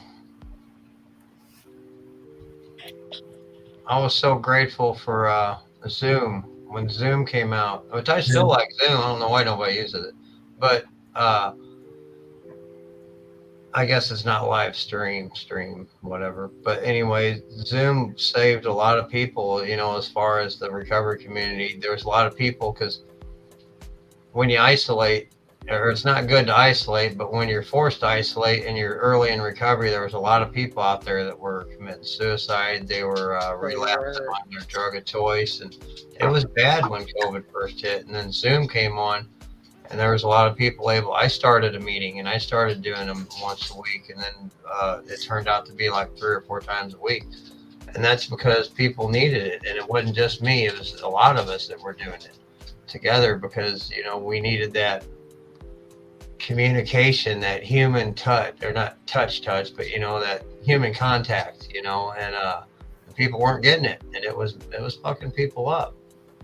And, it created a lot of division. It created a lot of separation and families, and it created a lot of loneliness, Loneliness and a lot of, so many things. Just a disconnect from socialization, period. Yeah. Yeah. There's a lot of children having a lot of problems in school because of all that. And, Also, drinking seems, when I quit drinking, I realized that I had so many friendships that were held together by that. By just drinking. Quit drinking, and you're like, damn, what happened to all those friends? Where's my friends? Yeah. Right? They were just drinking buddies. Yeah. It's weird now, and I realized that I've moved in, progress through my life, how important they were to have in my life, but how important it is to how much I've matured, understanding their role in my life, Right. And if you look back, then people are usually still right there where you left them. Yeah, you're usually right. Yeah, they're usually still at the bar. Yep. So I live in a very social town. There's a lot of bars in Quincy, and I think everybody that lives here knows that. It's full of Catholics that like to drink. Yeah, sounds like my area. I've only been over to Quincy once, and we didn't actually go to Quincy. We went to a golf course. There's a 26-hole golf course. Yeah. 26? 18. Anyway, it was 18 and a 9. But it was raining over here in central Illinois, and me and a buddy was like, man, we want to golf. And we're looking at the radar and like, all right, it's coming from the west. It's moving east. If it's moving east and we drive west, it'll pass us. And whenever it passes us and we come to dry sky, we'll go golfing. And we drove and we drove and we drove. We ended up out by Quincy, which was a couple hours away from where we're at. Yeah. But it was a really nice course. And, we've always said we're going to go back there one of these days. Never made it. That's cool. That's funny. It's a good show, Dan. Thank you. I really like these shows. I really appreciate you letting me up here too. Yeah, definitely needed a female perspective because I don't deal with the female hormones of PTSD, and it's a whole different level with a female anatomy and what happens in the brain. And oh, is it? Is there different things that happen between the sexes' brains? Well, I mean, you have different hormones, so obviously those come into play. But that's actually a good question. Do they? But probably not as much. But it's more or less cortisol that seems to play, the biggest role. Yeah, and in PTSD and fear, and sometimes with different abuse, there is like you'll learn something about the abuser that you have to stop doing because it brings them joy. Okay, and when you learn that someone likes to see you afraid, you don't show that anymore. You show rage and aggression. Okay, so I was stuck in that for a long time, and I was just a crazy person. But I'm way better, and it's weird to talk about things because so much things happened when I was a young woman, and now I'm not. I don't think like that young person anymore. I don't, Your brain has matured. It's very weird. It's like I'm talking about a whole nother person, and I am. Yeah. Really, in reality, I am. and That's the brain that it ages or it matures as we age, and neurons get old and connections get stronger. And that's And, why you know- when you age, you get set in your ways because you're so rigid in your brain connections. yeah, because sometimes that's the only thing keeping us alive. Yeah. Until these mushrooms come about, I'm really interested in the mushroom stuff. I think it's fabulous. Yeah. They You shake know, up your and- world. That's for sure. They shake up the. And you know how as you grow, you think differently, and then we say we haven't learned a lesson because the lesson keeps coming around.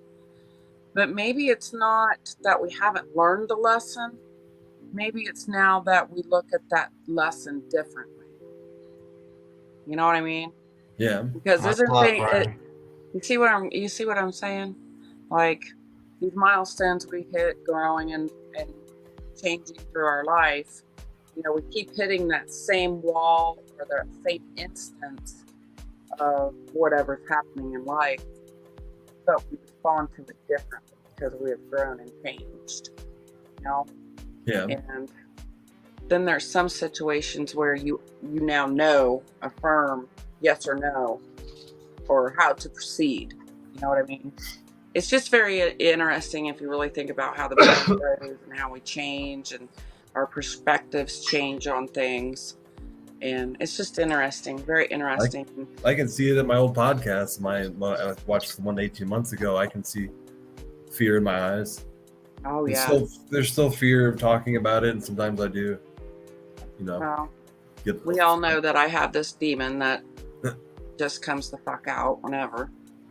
Not really whenever. It's triggered off by like acts of aggression in words to our people in the comments, okay, or our followers. That's what triggers me. I will lose my shit with the quickness.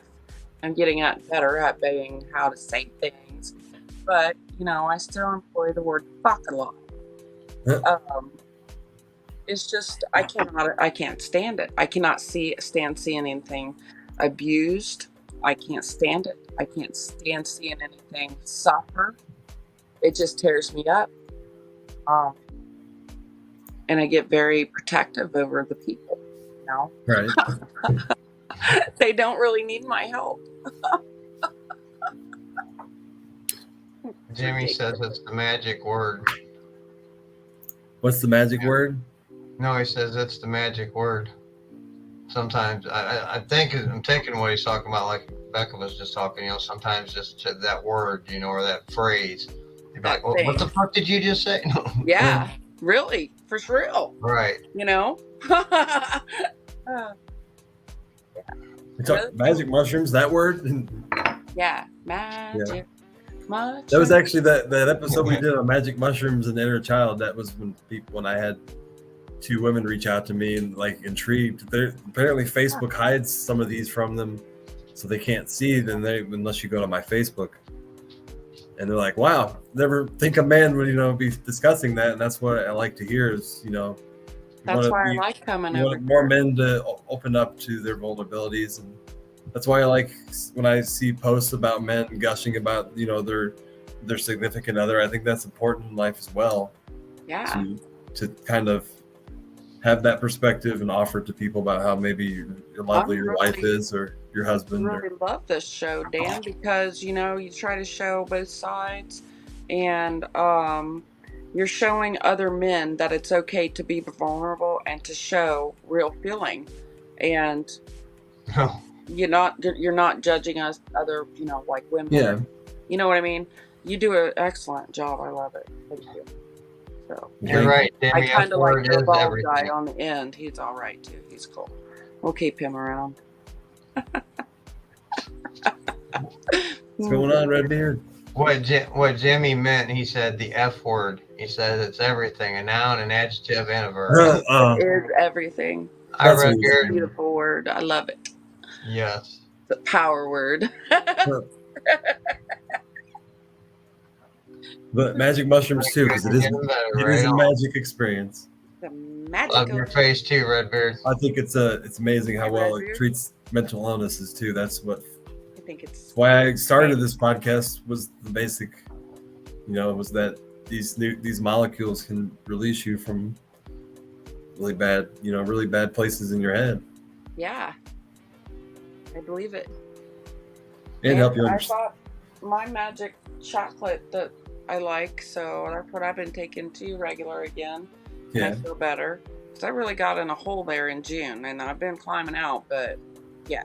Yeah, But, they're even. I think they're more quite powerful when you slowly. use them for an introspective, which a lot of people don't use them for. They use them for fun, but when you use them, and then you sit in a room in complete silence, or listen to some music that allows you to access, deeper Yeah. parts of you. With And intent. and then you With can the find, yes. you can discover that this stuff is way stronger than just doing it with a couple friends. And Yeah. that can actually change your life. Yeah, and It can that's change that's your what I life was. That's and what I was change our saying. thinking and our brain.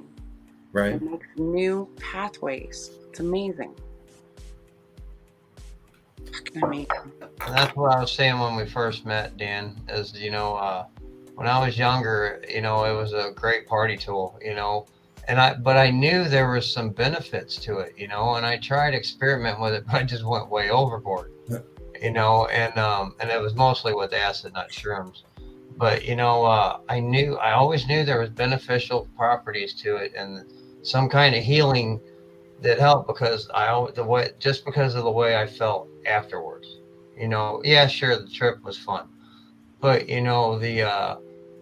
the way my mind felt and the focus and the clarity that I had always had the day after. I've never forgotten them See you days, later, and Melissa. it's always. Good night, Melissa. Thanks for sharing everything, and thanks for being here. But I always remember that the day after and how I felt, and that's what I like to find again. Well, the brain was meant to meditate, and when you meditate, which is what psychedelics basically do, they put it into a meditative state. There's a lot deeper healing that happens. And they even compared that to a monk. A 15-year-old monk who had been meditating for 15 years actually changes the neurochemistry in his brain. And somebody on psychedelics has the same brain chemistry of a monk, after he's professional, a pro at meditating. Right. Because a monk actually, after he's 15 years, I think, become a full monk. They actually, when they meditate, their neurons actually change. They've done MRI scans where they can actually change the neurochemistry in their brain when they meditate by by themselves. Yeah.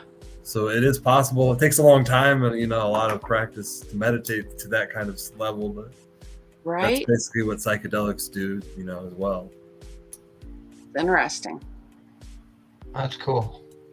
I It is think it's cool. interesting when they do weird science like that and they do like MRI scans on somebody with Yeah. a monk who's meditating, Ain't that something?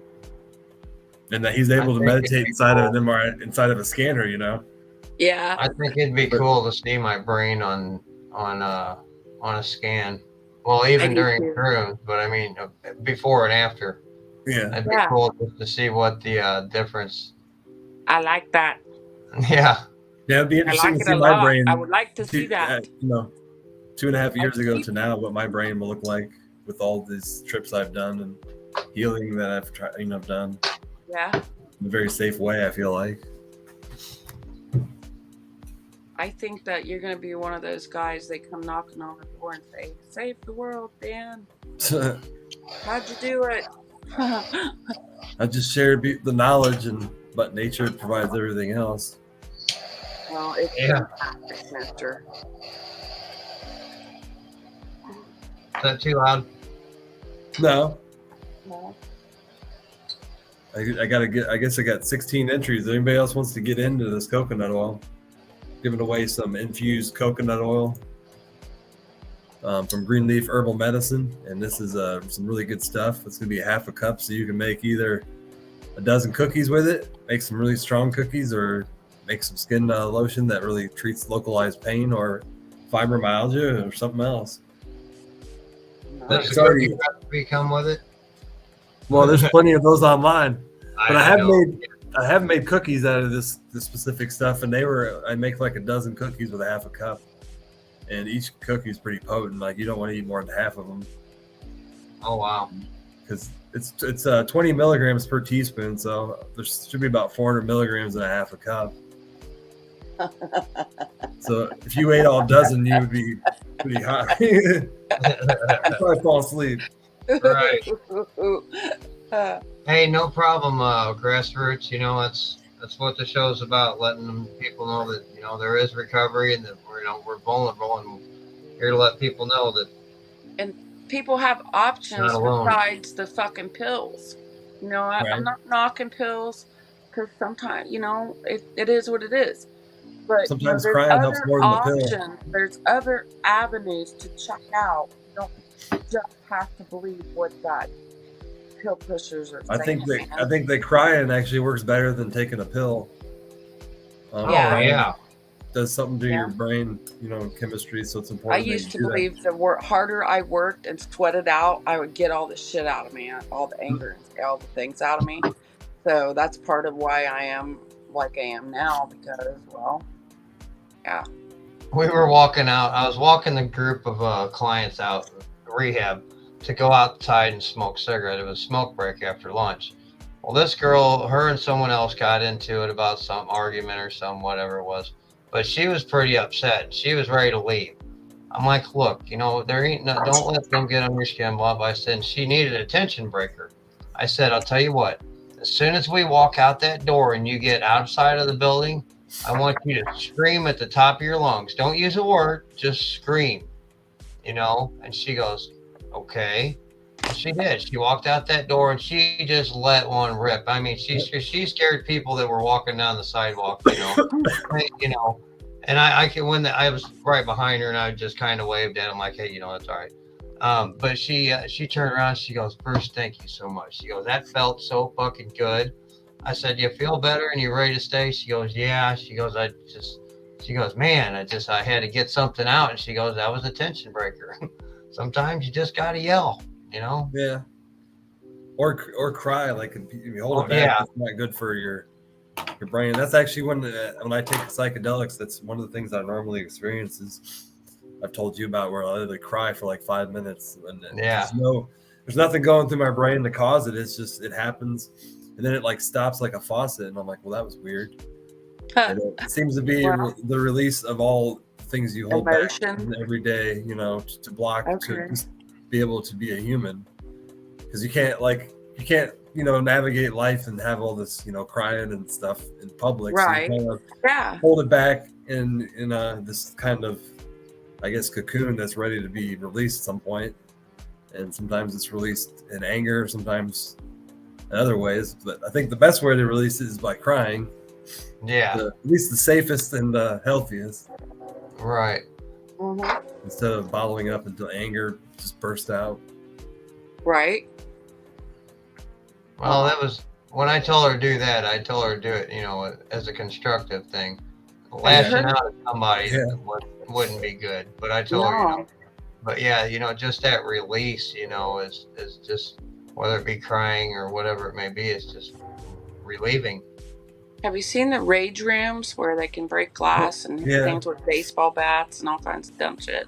No, but they're shooting. awesome because it makes you. It's the same principle as the yell, but it's breaking glass. It's a fabulous. They have them in bigger cities, but yeah, where you can go break stuff, and then they have like baseball bats and different weapons, and you can break oh old. yeah, People donate old computers and stuff to break. Yeah. At one of the houses I used to live at had a big knot on the tree, and I used to hit it with a 4-pound hammer when I was mad. And it was wore out. You could see the spot was wore out where I'd hit it, and it worked. Yeah. Oh yeah. Wow. I like them. They don't do it so much anymore, probably for liability and safety and crap like that. But they used to have the thing where at fairs where you can pay $1 and get like 5 hits on a car with a sledgehammer, Right. And you go up there and just beat the crap out of the car. A lot of times, I think they take the windows out of it, but you can go up there and beat the crap out of that car, and just for fun. But I think it would be good for anger management too.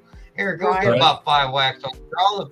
Draw your anger face, the face that you're angry at on the thing, like put on there, unemployment, right. whatever. Hashtag green leaf.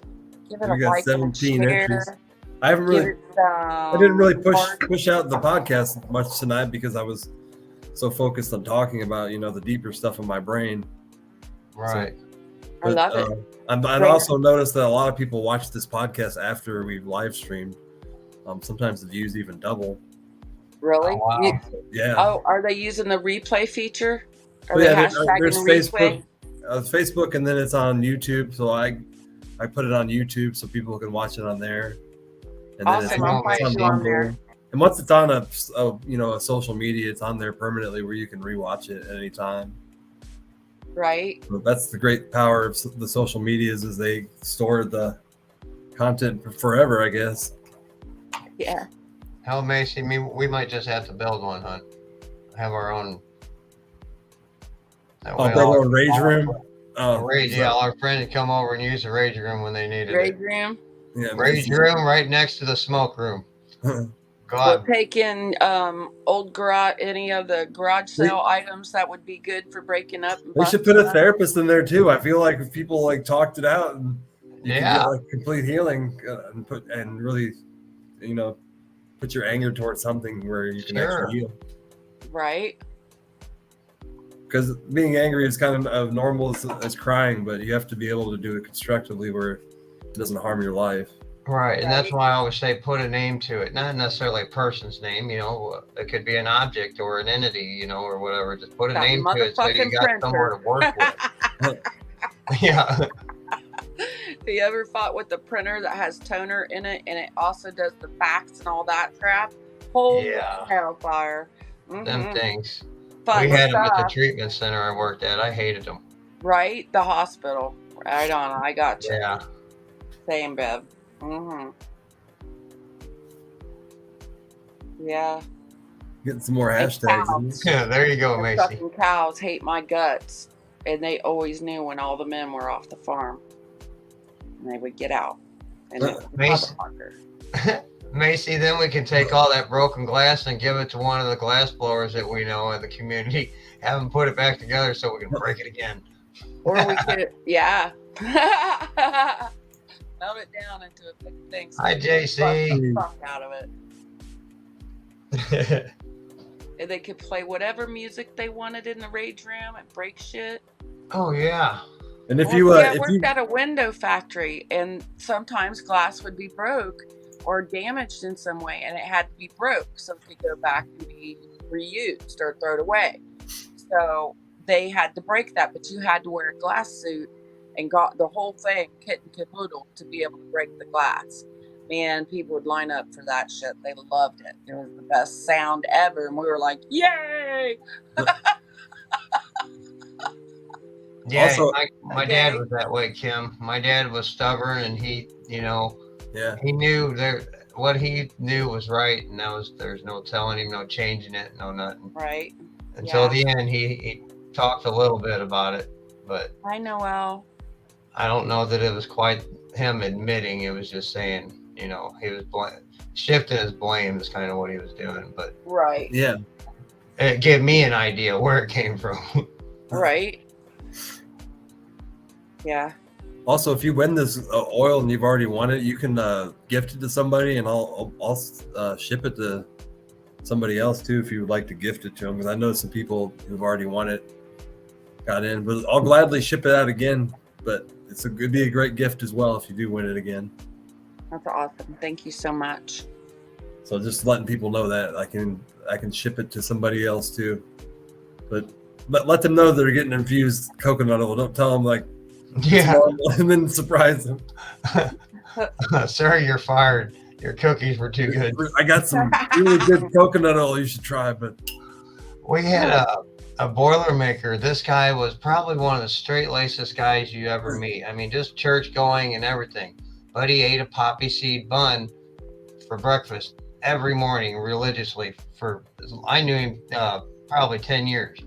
And he busted on a test for heroin, and it was because he ate them poppy seed buns all the time. And what they do is they'll send you home that day because you failed the drug test, but they'll send that test off for a bigger panel test. And it came back that it was so minute amount That, they said it was probably something in food or something like that. So they paid him for them 2 days, and he got the job.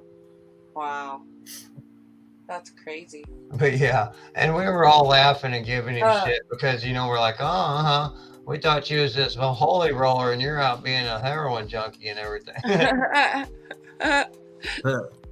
He was a good sport too. He played right along with it. That's cool. Get a lot of I haven't read my messages, but my Facebook messages, people watching the Facebook stream, people they said I made them cry out of nowhere. So I know that we talk about deeper PTSD stuff, and I hope that people, if you're crying, that you're overcoming that as well. Yeah, and guys, if any of these shows triggers you a little bit, and you need somebody to talk to afterwards, hit me up in the messenger. Yeah, they said they enjoyed the show, and it said they made them realize how PTSD affects their own life, and that's why they got a little teary-eyed. That's awesome. Yeah. But educating yourself to awareness is important. To be aware of. Absolutely. That is why we're here, isn't it? To spread awareness and let people know they're not alone. And some people, sometimes you don't know the things you've been through are really a trauma, and they leave behind this ghost called PTSD, and it comes out in weird fucking ways. Right. And they're just not alone. You're not alone. I'm available for talking too, but just realize I am not okay. Being a single man and dating, I think I see it a lot in women. I see PTSD a lot, and it's more or less emotionally caused, like how I, coming out of a marriage, like I dated this guy who I thought loved me, and then at the end, kicked me to the curb and treated me like shit. And I think that really hurts women deeply to a point where they do have PTSD and they have a straight fear of loving again because of that. Yeah, you're right. And I see it all the time, and I don't understand, like, if you like, because I've probably loved a woman twice in my life, and I never would want to ever, no matter what they did to me, be hurtful towards them, or do that to them. So I don't understand how all these men do that. I don't know. My last marriage, I was there 15 years. We were married 9 of them. Yeah. I kind of think now that he had a midlife crisis, and it destroyed our marriage. He was having an affair, and he got her pregnant. And when he found out she was pregnant, I had to go. So, it just, everything blew up. It was horrible. Yeah. And that's traumatizing the rest of your life. Yeah. I mean, that's 15 years I'll never get back. That's the best years of my fucking life. Yeah. I mean, it's not funny in the least. And, I was in such bad shape, I didn't fight. Okay. I did not fight for anything. And, yeah. So I think that I even talked to, like, you see people in their young 30s who got out of a 14, 15-year relationship, and then they're straight scared, stupid in the dating world. I can't even get to the dating part, man. Yeah. Okay? I mean, like, we're talking here. Most men I cannot talk on this level with. All right? And it's all great about sex, or they show... It's hard to get women to talk about it, too. Like, I can't... When I communicate with women, or when I date a woman, you're dating me, you're going to have some sense of healing is going to happen, because that's just the person I am. You want to share everything. Yeah, man. It's talking about mental health. So yeah, I tend to attract a different kind of woman who wants to work on herself as well.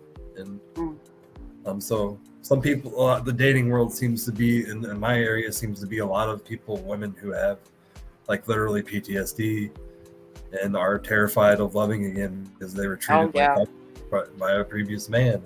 Yeah, and that's part of healing, is realizing that not all men are that way. Right. And to putting that thing to rest, accepting that it has happened and putting it away. And it's hard to do that. And, you know, the world is so weird. Dating in our ages, you know, is hard as fuck. I'm 52 years old. Yeah. Yeah, you have I've a seen a different. lot of dumb shit in my life, okay? Yeah. Oh, my. Hi, Brenda. Hi, Terry. I didn't see you guys sneak in there. I can't see any comments, so I'm Hi, sorry. Joe. Joe says he feels a love connection. Joe, yeah, we love you too, Joe. Yeah, Joe. Right on. All I got to offer is friendship, okay? I might flirt with you a little bit, but it don't mean shit. Yeah. And then like today when I was actually messaging I a know, girl, Macy. I feel that. and I was asking her on a date, and she told me that she just got out of a 14-year relationship, and it really opened up. I'm like, oh man, that's got to be very painful. I'm like, you probably all you want is really just a friend instead of, you know, somebody to actually date. And I don't think a lot of men approach a woman like that. Like when you have that open kind of mindset, like I'm not looking to, when I encounter or talk to a woman, I'm not looking to date every single one of them, you know, like some men are. And you have to disconnect yourself and be able to be somebody's friend as well when they're not ready to date. Yeah. I'd rather know somebody and be their friend, get to know them before I would date them. Yeah. Because a lot of people make that mistake. They'll jump right into dating. They're like, man, I don't even like this person as a friend. Yeah. But some people just need a friend, and especially if they just got out of a 14-year relationship, even though they may seem like, because a lot of these women who get out of these relationships are amazing women. It just ended, but they're you know, they're amazing women. Yeah, I mean, it's been 7 years since my divorce, and here we are. Yeah. Okay. So. Yeah, I totally get it. I just can't even. I don't even know. But like,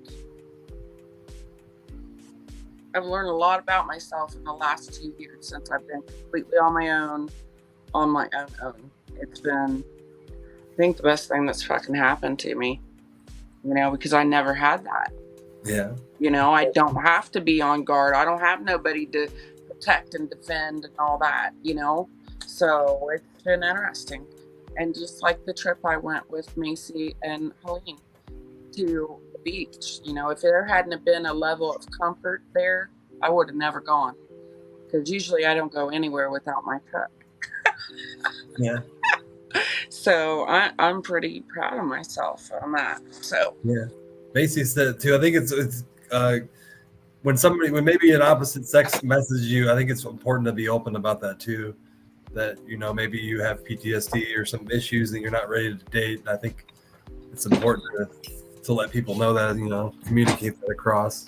Right. You know, I used to have friends when I was growing up, quite a few of them. I was never this way because I couldn't mentally handle it, kind of like Macy was saying. I had friends that they would date 2 or 3 girls at a time, you know, and I'm like, how in the hell do you even do that? You know, I have to, when I'm in a relationship, I have to mentally, you know, put myself in that relationship, let alone 2 or 3 of them.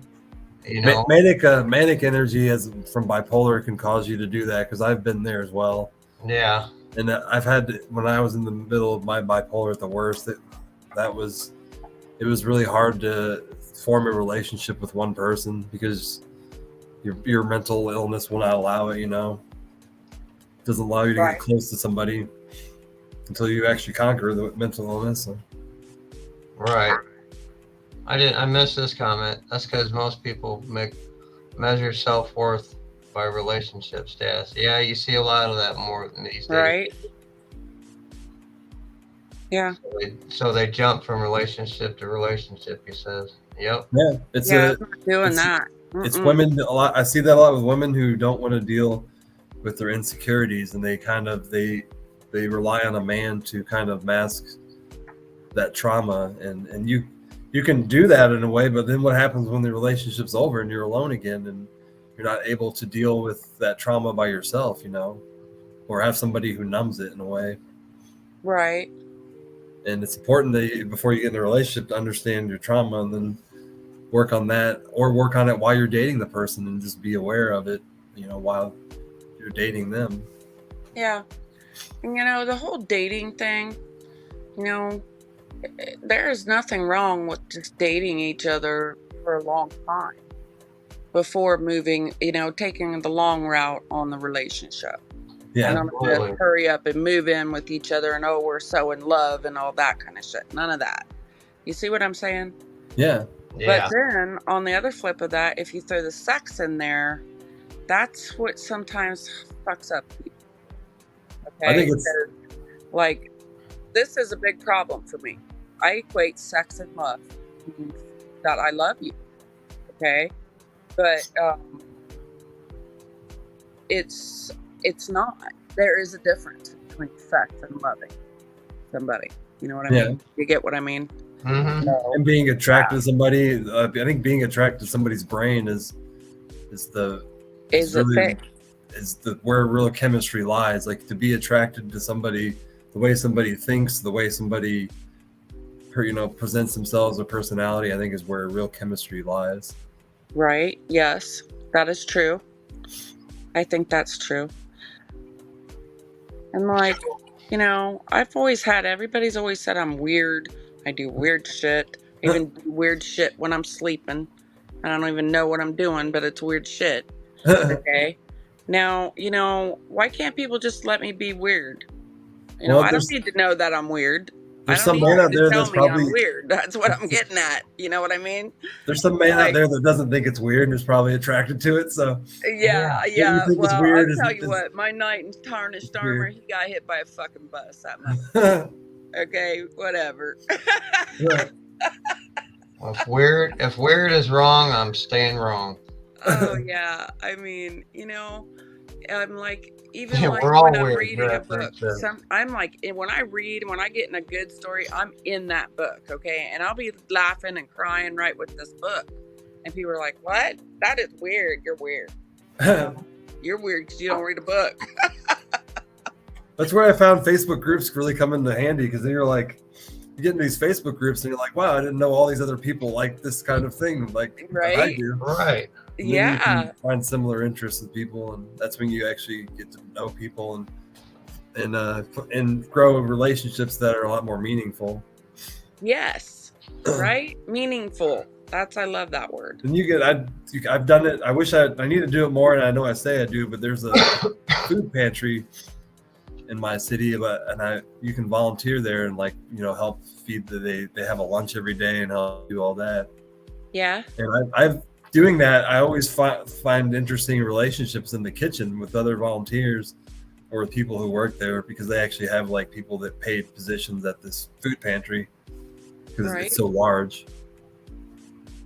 So I think even volunteering and doing stuff like that is a great way to meet like-minded people where you have something in common, and then you can grow from there and not find the same egotistical men you might find at the bar who in their 50s not dealing with their trauma. I don't find them at the bar. I find big old fat farm boys. I've met a lot. I'm not saying you go to the bar, but I'm just meant farm shit, and husbandry and land management and those kind of things, And so that's the plus side of my last marriage, was I learned a lot of stuff, a lot of things. It was really, so now I'm trying to make it look better in my mind that, maybe it was just time things to move on the way things fell out. There was some serious harm and trauma that happened, but that wasn't how it, all the time wasn't that way. I guess, maybe. I don't know. I don't know. I haven't given it away, Jimmy, because we're in such good conversation, and there's more people. I'm sorry. No, you're fine. I didn't give it away because I didn't want to end the podcast, because we were in a really good conversation, Right? We have always good. People do change too. Talking about PTSD and relationships and how it affects dating is really something that is hitting our society badly. Yeah. Especially in these smaller cities where you don't have a lot of more diversity to date. Because I do use dating apps, and I see the difference out in the bigger cities when you match with people who are way more diverse in the interactions you have with them compared to smaller cities of people who seem kind of traumatized and not as open. Right. Because Does bigger everything cities feel- bigger cities are obviously made up of more diverse people. There's a lot of different ethnicities. There's a lot of people in different states of, I guess, of consciousness and different states of, of their life, I guess. Yeah. So you see that a lot more in bigger cities and compared to smaller cities that I've seen. And I think it's that small town mentality with men, and not, a lot of the smaller towns, they just, I don't know, they don't seem to treat women as well. They seem Yeah, to- and that's a real problem. Like the rural community is and a I real mean, problem. we're only 60 years away. 60 or 70 years ago, women weren't respected at all in our society. Exactly. And I still feel that in some parts of our nation. I agree. Hi, Loretta. And that's still taught. That way of living is still taught, and Yeah. it's kind of fucking horrific, Yeah, So it's mostly it's, older men that teach, the woman stays in the kitchen and cooks the food, that kind of mentality. yeah, It's not the way that we were meant to be. yeah. We were all meant to share the load, and if you date somebody, that's the way it's, should be. I've met several stay-at-home dads on these lives and stuff, and they're fabulous, and they do the work of the children in the home and stuff like that. And in my personal life, I knew a couple of men who have been that way, and their wives had good jobs where they could make the money that was needed, and it was awesome. I think those Right. things are important to show, not everybody's cut out to do a traditional job like myself. Do I wish I had like office skills and really cool computer skills? Fuck yeah. But I don't. I'm a roughneck. I know how to grow vegetables and do weird shit. But Like, there's a lot of money in growing vegetables nowadays. There only be bigger market is right. sell your vegetables at farmers market. Because I see a guy who he at least brings in $1,200 to $1,500 in Oh, a yeah. 5-hour period at this farmers market selling vegetables. So Right? Yeah. I'm like, dang, maybe we need to open a garden. But gardening is, he put a lot of work into growing that, so he deserves it. That's right. Yep. Yeah, I've already did that kind of stuff though, and that's a lot of work, and I can't do that now. Yeah. That's why I am this way. And truck driving, so yeah. Baby. But also, people, you don't need to be present to win this too. Actually, somebody won it last week, and he had no idea. He was like, "Oh, I didn't even know I won," and I messaged him, asking for his address. So I'm not one of those podcasters, but like, "Oh, you got to be in here to win." And People love that. My friend Helene, because she we all won have busy something, and lives, she and we was do. all excited, so excited about it. Yeah, I know we do a 2-hour stream, and I know you all have kids and stuff. I know you can't sit in here the whole time, and that's not easy to do. So don't expect you to. There's a lot of you trying to put your kids together to bed. That's why it's great to listen to later. It seems like a lot of mothers have been. That's awesome. I'm glad the word's getting out. I love that. That's great. Yeah, it seems to bring people who are ready to conversate and have that conversation. More mature people, I guess, who, Their minds are open. Yeah. And they're trying to look for a better way. And that's great. It's almost every day there's somebody in my Facebook messages and talking about mental health with, or actually more than that. It's a few people. That's cool. Almost every live I do, I end up somewhere down the line talking about mental health, or somebody either bring up this show and Dan or we're saying, hey, where's that Rhino? What would he say about this? or where that or just out of the general, hey, I'm going through this today. Yeah. I'm always willing to give somebody a shout out, say, hey, my number's there, or my messenger's there. Yeah. I'll give my number out free. I don't put my number just on the thing. If you want my number, message me. Yeah, I really do. I had my number out there before as almost like a crisis line, and in my area, and it was rough. It was hard to get sleep sometimes, because I was the only one on that line. I said, and I put it out there, if you need a call, go ahead. And for about 5-6 years, that phone was on 24/7, and it gets a little taxing when you don't have any you time.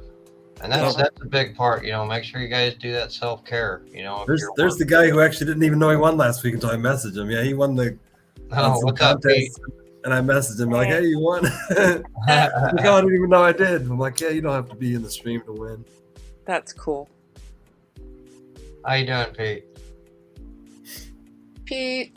Hello, Pete. Yeah, he got the mushroom socks and some other stuff. It was the random package. Oh, okay. Nice. Cool. Awesome. That was your birthday thing, wasn't it? Yeah. Yeah. Yeah, that was crazy. That thing ended up with like 1,500 views. Really? Awesome.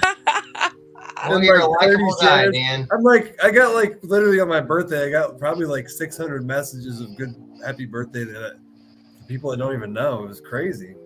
Wonderful. That's awesome, though. That's good. So, Yeah, definitely. That's awesome. the first year I've ever felt that much love on Facebook, and I really appreciate it. Yeah, that's fucking fantastic. And I love that. And I had a good vacation with family. It went by too fast, but I was like actually doing a lot of nothing, and that was really nice to do a lot of nothing. Do a lot of nothing with the people that you love. Yeah, so I'm gonna decide to go fishing or go kayaking or just sit in this chair, Yeah. Was there lots of yummy food? Yeah, my sister-in-law knows how to cook, and my mom does too. Oh yeah. So yeah, there's a lot of they cook rather healthy food, especially my sister-in-law because she's a big health freak with her kids. She tries to feed them gluten, sugar-free kind of diets and lots of fruits. Awesome. That's some pretty good cooking now. I mean, I've had a lot of keto diet stuff and without any gluten in it. It's fabulous. Yeah, but they try to limit the dyes, and it's actually Jim, funny. I'll see you over there. It's actually funny. One of my nephews, who's 7 years old, tells me he's like, "I can't eat red dye because this stuff makes me crazy," and he goes through this whole conversation about how he understands what it does to him. Right. And I'm like, "Well, that's good that you know this." Yeah. And he's like, "This is why my dad can't give me red dye." Too funny, man. That's funny. So they're that too, especially when they give them red dye and maybe their kid throws some kind of tantrum. They're very aware of it and maybe eliminates it. Yeah, but one of their kids, they have 2 kids, and one of them really bad.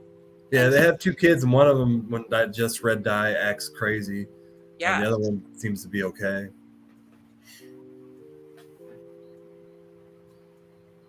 Yeah, he's already crazy enough too. I'm like, he's a highly intelligent kid, so when he gets wild, he does a lot of weird stuff because he's so open-minded and intelligent. Yeah, might be a little bit of a danger freak, maybe. Well, I think the more intelligent you are as a child, the weirder you are because you're just exploring all these different possibilities of life. Options. Yeah. The brain is very neuroplastic, and that allows you to grow a lot better as a person. Oh my. But I can already tell, I'm like, this 7-year-old is going to be a genius when he grows up. Like, things that come out of his mouth, right? They're just weird. They're weird, good in a weird way, because he's just so open communicating. Right? Yeah, it was a good family. Got to, hang out with the 7-year-old nephews, and as they start to, grow older and actually can communicate more. Right. It's fabulous, Dan. And the heck of a kayaker. This 7-year-old kayaks like no other. He has a kayak that he fits in like it's a child-sized kayak, and this little 7-year-old is very confident in this kayak. That's good. That's awesome. I love it. But I think we got all the giveaways now. Let's hit this and see who wins it. All right. Come on, Becca's World. Come on, Becca's World. I got to find the tab again. There it is. 26 entries. All right, here we go.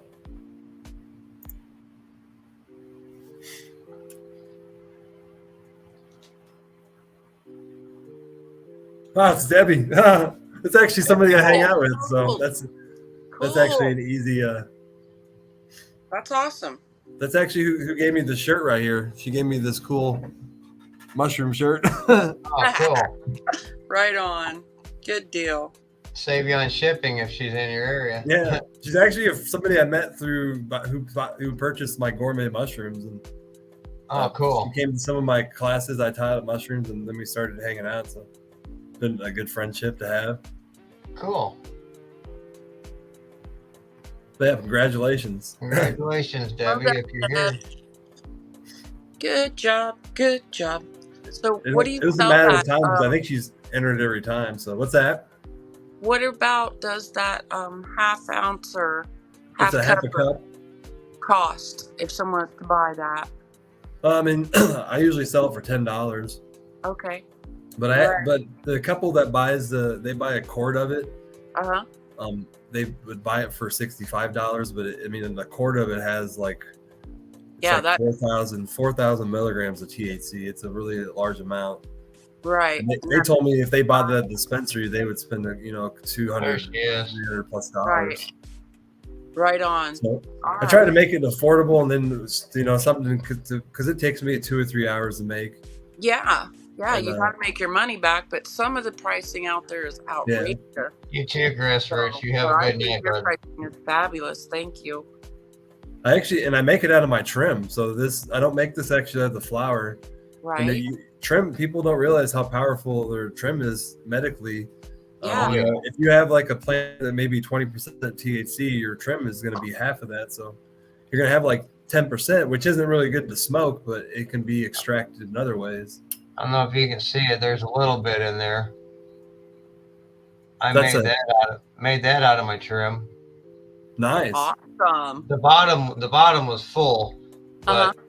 but I smoke pot, so it's not full. Yeah. Because I know that a lot of people that grow cannabis, they discard their trim and then they forget about it. Yeah, I don't know why people think And that. I have like I always why they have do my that. trim. I fill it up in these big Tupperware, big Rubbermaid totes. And Right. if you store the leaves in there with a couple of silicone packets so moisture doesn't get in it, that stores very well long term. Right. Yeah. So, yeah. But I'm one of those that think that the whole plant needs to be used in some way.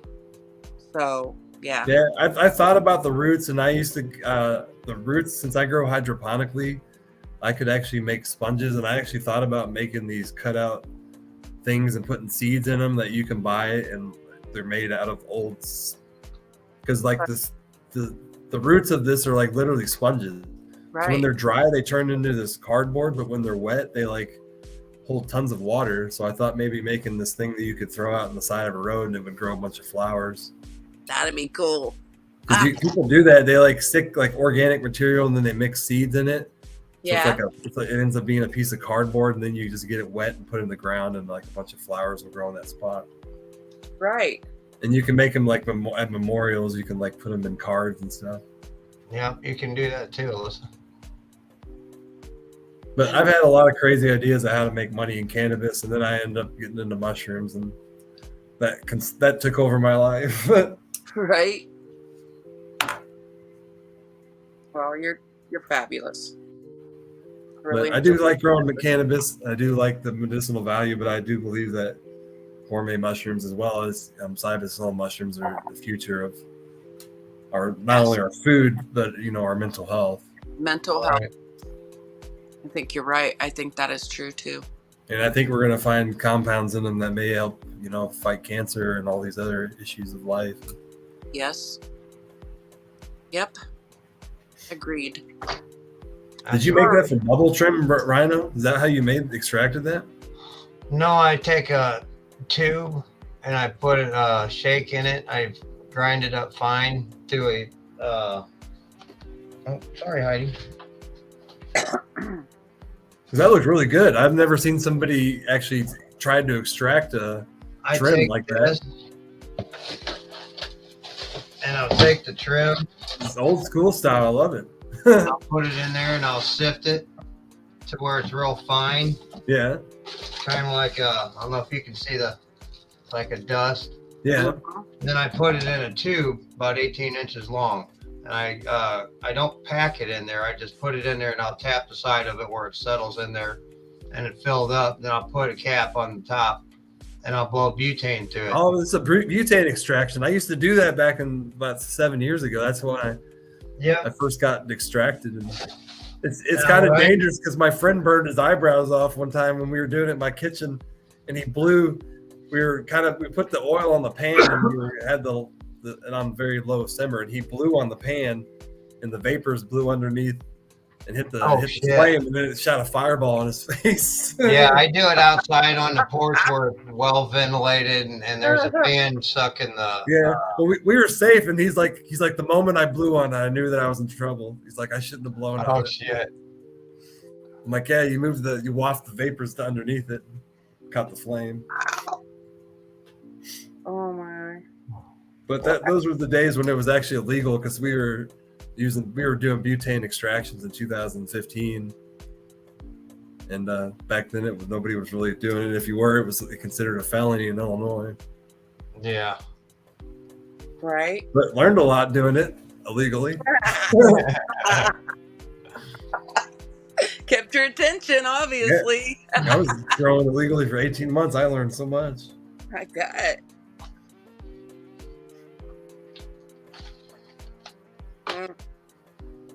Well, thanks, Grassroots. I appreciate it. It seems that the last 2 months have been really a growth for me, especially meeting Rhino and being, co-hosting this podcast with me.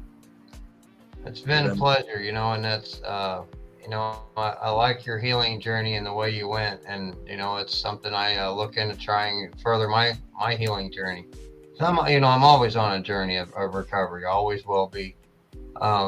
Just because I'm not cured of what I live with, and I'm okay with it. I've accepted it. Like I said, I'm aware of it. I've accepted it. Now I'm taking more action to just go farther in my recovery.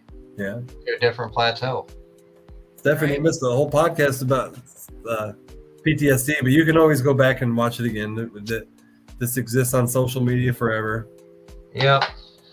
But we did talk about some pretty deep stuff tonight, for sure. We did. Especially for me as well, Hey, thanks for having me. I appreciate y'all. I'm going to mosey on. Thank you so much.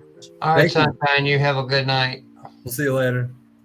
I keep getting into Waylon streaming, and I hate doing that, but when when the words are flowing at me, have an audience and people are commenting, it's hard to, right. And Waylon even understands that too. So yeah, I just got to make sure I'm in people in the boxes. I got to make sure on Thursdays I get out. Yeah. So maybe I'm thinking about moving it up to 6:15 or 6, but it seems like 7:30 or 8 is when people actually get on, Facebook or social media. Yeah. But either way, a lot of people will watch it afterwards anyway, so I'm not worried about the live stream because we're always available after it's over. Sure. And it seems like that's when a lot of the messages come through, because I'll get 4 to 5 days later, somebody will watch it and then, respond to it with a personal message.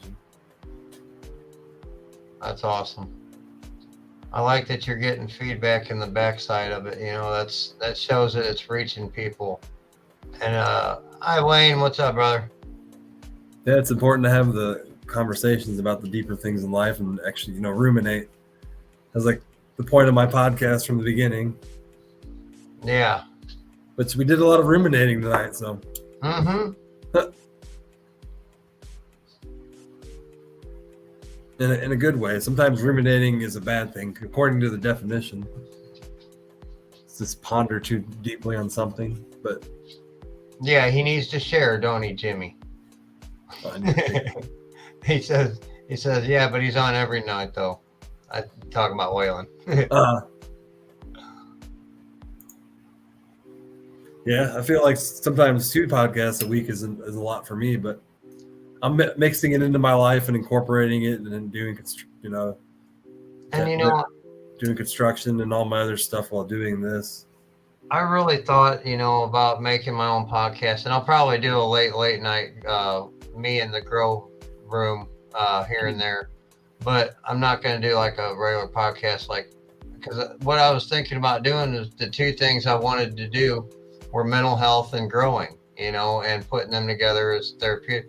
And between, your show and people in the box and watching whale, it's covered, and I'm just glad to be part of it, and being able to get my 2 cents in there and maybe shine some light on and learn as I go too. I always try to remain teachable. I don't ever say that I know I got it. I'm learning too, because every time I just, go deeper into these subjects, I watch YouTube videos that, educate me more about, and then I can put together this whole picture of how mental health actually occurs. Because like the full picture that Western medicine gives of mental health, I don't think is very correct. I think we have to take a little bit of a lot of Eastern medicine and a little bit of Western medicine in an approach to mental health. And the only thing Western medicine wants to do is sell pharmaceuticals. Thank you, Wayne.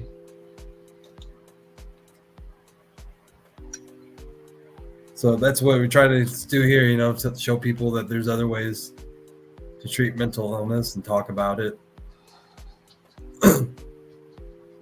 Because I stepped away from pharmacies, 3 years ago. I would look back. It hasn't not been easy, but people can do it.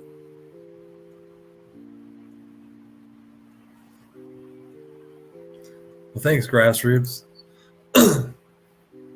Yes. Seems like we all give people. Waylon and Steve-O gave me the courage to do my lives, and seems like we all meet somebody who really helps us, override some kind of fear. I'm glad that I could do that. Absolutely. It was a combination of getting up when I was getting up on lives, just on people's, just sitting there, chit chatting and getting stoned. That helped me get comfortable with being on the camera, which I was already a little bit with Zoom, but that was, I don't know, that was a little different. That was more of a business format type of deal. But being on here and then doing a live cast, it took a little getting used to. Yeah, because if you cry, there's no going back. No, and I've done that a couple times in my life. That's okay. I did that tonight, so. But I think I knew at one point I was probably going to cry on a podcast. And it just shows we're human, Dan. That's all. We got feelings too, and it happens. Yeah. Yeah, that was important for me to talk about. What I did talk about. That's why I actually, did the mushrooms tonight, because I wanted to, encounter that energy that's inside of me and be very, very healing. Grassroots, if you couldn't tell, I do that too a lot. I'll start. Yeah. I talk with my hands a lot. I noticed that when you're more open than to your sense of who you are, you talk with your hands more because you're more confident. Yeah. You feel like your hands are down more and you're more frigid and restricted when you're not as confident in talking. Right. Because your whole body feels it, Yeah. When I get passionate, I'm really it's passion. Yeah, exactly. Yeah, passion definitely is a confidence builder, because sometimes when I'm at the farmer's market, I'm very passionate about mushrooms, and then I'll go on like a couple minute rant about a mushroom, and people are like, wow, that was a lot of information in a short period of time. I'm like, it's somewhere stored in my brain, apparently, because I'm so passionate about it. And it's weird. I can walk into a room and I can feel it whether I want to be there or not. I can be there for, just a couple minutes and be like, I just know I got to get out of here. I just don't want to be here. Not so much anymore, but there's a couple times it happens. But I've gotten better with it. Yeah.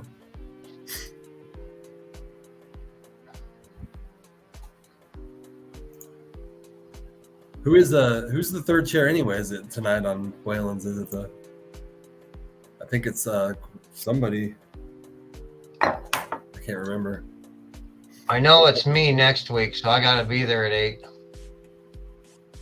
Sure. I forgot. Yeah, next week I'm there. I gotta be there at 8. I'm the third chair grill guy. Yeah, we usually don't go this long, but we had such a good discussion and a lot deeper. Which Actually, I might need to talk to Waylon to Waylon about that. I might need to reschedule mine because I just had to take all my grow outside because of spider mites. Oh, So shit. pretty much all I got is a couple plants in bloom, and that ain't really worth showing off. I mean, I guess I could talk about that, but I dealt with it in 2016. I had one encounter with spider mites. It was really bad. Literally 24 hours they were not there, and then there was this. They were covering like a 6-inch by 6-inch section of a flower, and I treated it with neem oil. It was actually a flowering flower, and they went away, and I still smoked the cannabis. I was very weary of smoking the cannabis, but I dried it out, and I'm like, well, I wonder how this tastes, because it was 2 months after I sprayed, or 2 weeks after I sprayed it, that I harvested it. Right. And neem oil is actually it's a very natural. It's a natural plant oil. Spider mites hate it. Like, it killed the spider mites. I never saw them again, and I've never encountered spider mites again. Well, Jimmy's got some stuff he's going to let me try a little bit of. Yeah. And I'm going to try that on the plants that I kept that are in my bloom room that I don't think there's any on there, but just to be safe. The rest of them I took outside because they were pretty infected. So people, I mean, that was an experiment then when I actually, because people say, well, you can't really spray neem oil on a flowering plant, but I mean, I never noticed any difference in taste. Because I spot treated it and just sprayed that bud that had the spider mites on it, and I never really noticed a difference in taste. He said neem oil. I said neem oil. And yeah, with an which it's actually a root extract or something, I believe, and a lot of bugs do not like it. I can't. What's the name of that stuff you were talking about, Jimmy? He's talking about the stuff that inhibits the plant's immune system to fight them off. Yeah, it starts with a P. He says it kills them too. Yeah. You also have Damascus earth. I think that kills them as well, but that's more like a powder, and you can't really throw powder on a plant. Yeah. But it's good to keep them away. So I wrote it down. I got fucking no. I need to clean my damn office. Let me show you this. Look at this mess over here. I got a binder. So I got a binder for the podcast. There you go. I have a business, so I'm like I live in binders with each business. You know, and up to a couple years ago, with as far as business goes, I was pretty organized with my stuff. But my other crap is what stacks around me, and I'll set this over here or I'll set that there, and it piles up. I'm like, shit. Then it gets overwhelming, and then I'm like, damn it, and it'll pile up, and one day I'll get so sick of it, I'm like, fuck it. Then it'll be spotless. So that day will come. That's getting here pretty close. I broke a banger on my my rig the other day. That kind of set the ball rolling, where I've been cleaning a little bit here and there, and plus I got some other cleaning around the whole house I need to do. And I'll tell you what, be honest with you, since I've been taking them pills, lion's mane, I've had more energy to where, or more, not necessarily energy, that too, but more drive. Right. I want to do things. Yeah, it helps fight through that brain fog that kind of holds you down. Yeah. I think it's going to be good. I can't wait to supplement and put that other stuff with it. I call it brain fog that hits, and then you like stare at a wall for hours, because I don't know if that's ADHD but I have sometimes when that hits, and I literally find myself staring at a wall just thinking, and time just flies by. It's executive functional paralyzation. It's the neurological disorder. What's it called? Damn it. Neurodivergence. That's the way we are. There's this guy I follow on Facebook. His name's Connor D. Wolf. He's a younger kid, probably in his 20s. But this kid, he explains ADHD and neurodivergency to the T. And that includes the autistic spectrum. The way he explains it in his memes and stuff like that are perfect. That, and he's got some reels too. But Connor D. Wolf, he I don't know. I've learned a lot about me from him in the past probably 3 or 4 months. Which has also been a healing part of my journey, is learning the awareness part. Yeah. Hi, Amanda. Yeah, psilocybin does the same for me, it says Wayne. Yeah, it's one of the things I'm looking into. For sure. Well, should we probably call it a night then? Head over. Yeah, go see what old Waylon's up to. 2.5 hours of straight talking about PTSD. There was a lot of really good discussion. I know, man. That's nice. That's a good show tonight. Thanks, guys, for coming in and hanging out. It's been awesome. Yeah. Thanks for sharing your vulnerabilities. Yeah. Yeah. Thanks for people who shared in the comments. Yeah. Yeah. Appreciate it. It is 9 o'clock. Yeah. I feel like I needed to stress because these mushrooms kind of make you think about your mental health a lot, and then sometimes you think about it too, because I can only encounter it for like 2 or 3 hours before it becomes exhausting. Yeah. When you're like meditating and thinking about the deeper part of your life. Right. And so, you as well, Wayne. Wayne, we need to have a late night session again. It's been a while. I don't know about tonight, but I will try. I know he's a Wayne Cruz. He's a he's on the West Coast, so he's 2 or 3 hours. Yeah, and he's a night owl or insomniac like me. Sometimes I just can't sleep, so I'll get a hold of him once in a while, and we'll have a bong session online. Yeah. Last time we tried, Facebook was being a jerk, so we couldn't get up there and hang out. I don't have trouble falling asleep. I just have an issue of wanting to go to sleep. That's what bipolar does. It makes I'll be tired. I'm like, well, I don't want to go to sleep, even though I could easily fall asleep. It's just the weird thing that bipolar does. But it's nice sometimes, because the minute I lay down, I fall asleep within usually a couple minutes. Yeah, I want to go to sleep, and I know that other people who are bipolar kind of deal with that. Like, you can be exhausted but not want to go to sleep. It's weird. And I'm like you, I get, for some reason, late at night, I get that second energy boost. It's like a second wind. I get about, I don't know, 11 o'clock or midnight sometimes, when if I'm awake and I'm like, all right, I want to do something, but I can't really because Patty's asleep and I don't want to wake her up. Even though she tells me, you ain't going to wake me up after I take my meds. I don't think there's anything more beautiful in life than going outside at 3 a.m. in the morning.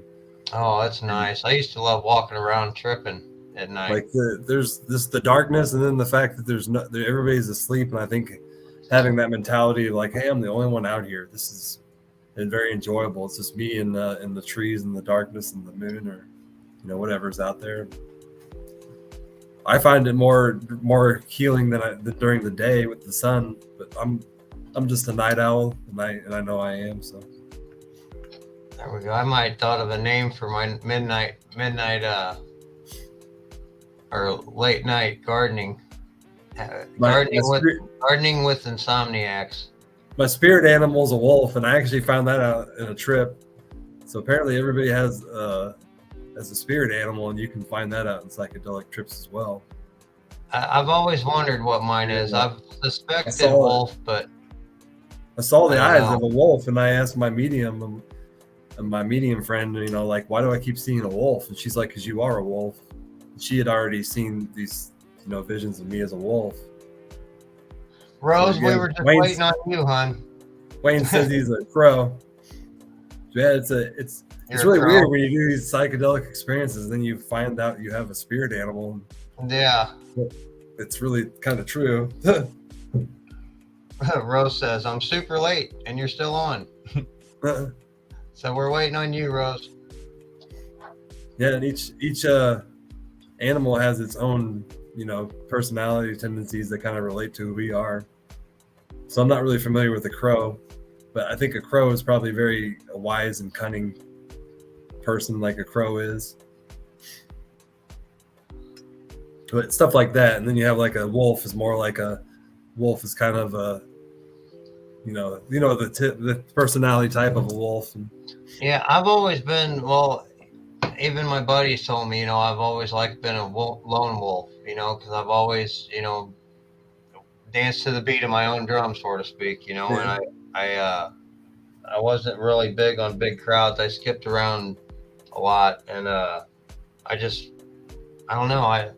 I think that's part to do with, back to PTSD for a minute. I think that was part to do with me. I moved a lot, because my dad and stepmom, his second wife, they split up a lot, and we moved a lot. And I was afraid to make friends because every time I'd make some good friends, they'd get a divorce or they'd split up, and we'd have to move again, and I'd lose some friends, that friendship. So, I think that fact of just not hanging on to a certain crowd. Don't get me wrong, there's a couple people I grew up with that are still always going to be there, but that's only like 3 people, so it's weird how that happened, that could leak into your social life. Yeah, he said the wolf, can do well in a pack or do well alone, and that really fits my personality type. But I've navigated a loneliness, at a deeper level most of my life, so that's why I can either be by myself or be in a group of people and do pretty well. Right. I made a joke that my spirit animal was the wolf because I do well on it. Right. Yeah, totem animals. I've actually gotten into that where it's really interesting when you get into chakra and totem spirit animals, where you can kind of heard of that. You can learn the skills of the animal and kind of attach them to you. I'm not really familiar with it, but I have looked into it very lightly because I had an experience once where I felt like I had something like that, where I encountered totem energy, I guess you could call it. Cool. Wayne says he teaches a class on totem workmanship. But I think it's you basically learn the skills of a spirit animal, and you add them to your, as you call it, your totem that stands above your head, and it holds all of your animals or your spirit animals, and that's the skills you learn in life that are kind of not who you are, but that you've learned through life. It's my understanding. That's awesome, Wayne. That's an interesting dude right there. They're kind of like badges the military wears, but these are they're like totems with different animals on them. Huh. I've always thought they were cool and an awesome looking artwork too. I never really knew the symbolism behind them though. Yeah, each animal has a very deep, if you learn about every animal, they have a deeper meaning, and each animal has a personality, and if you can learn the good personality traits of that animal, they can make you a better human.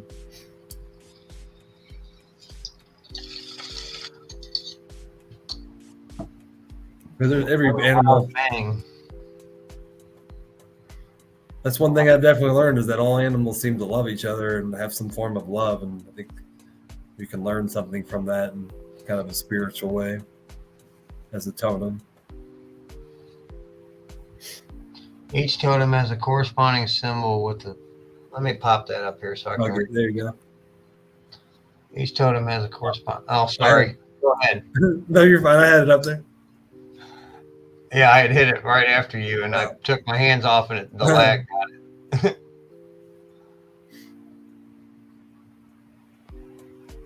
Interesting.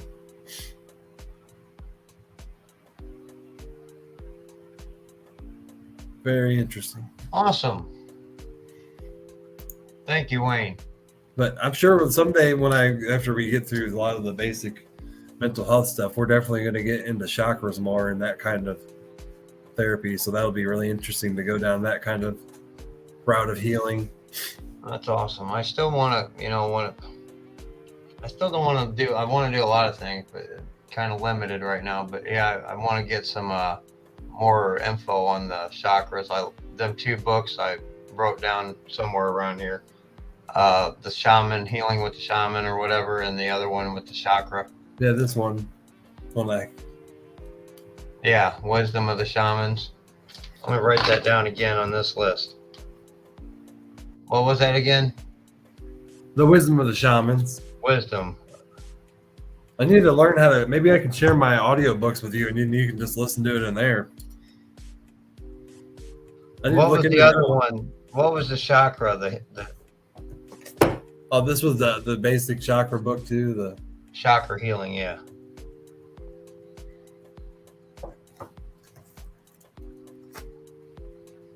But there are, I do have audio books, and I have more audio books that I listen to more than anything because I love listening to them.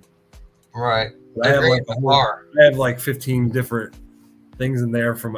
It's very weird stuff. I have like stuff medicine that are very weird chakra energy where you can read people's energy and then interpret that medically.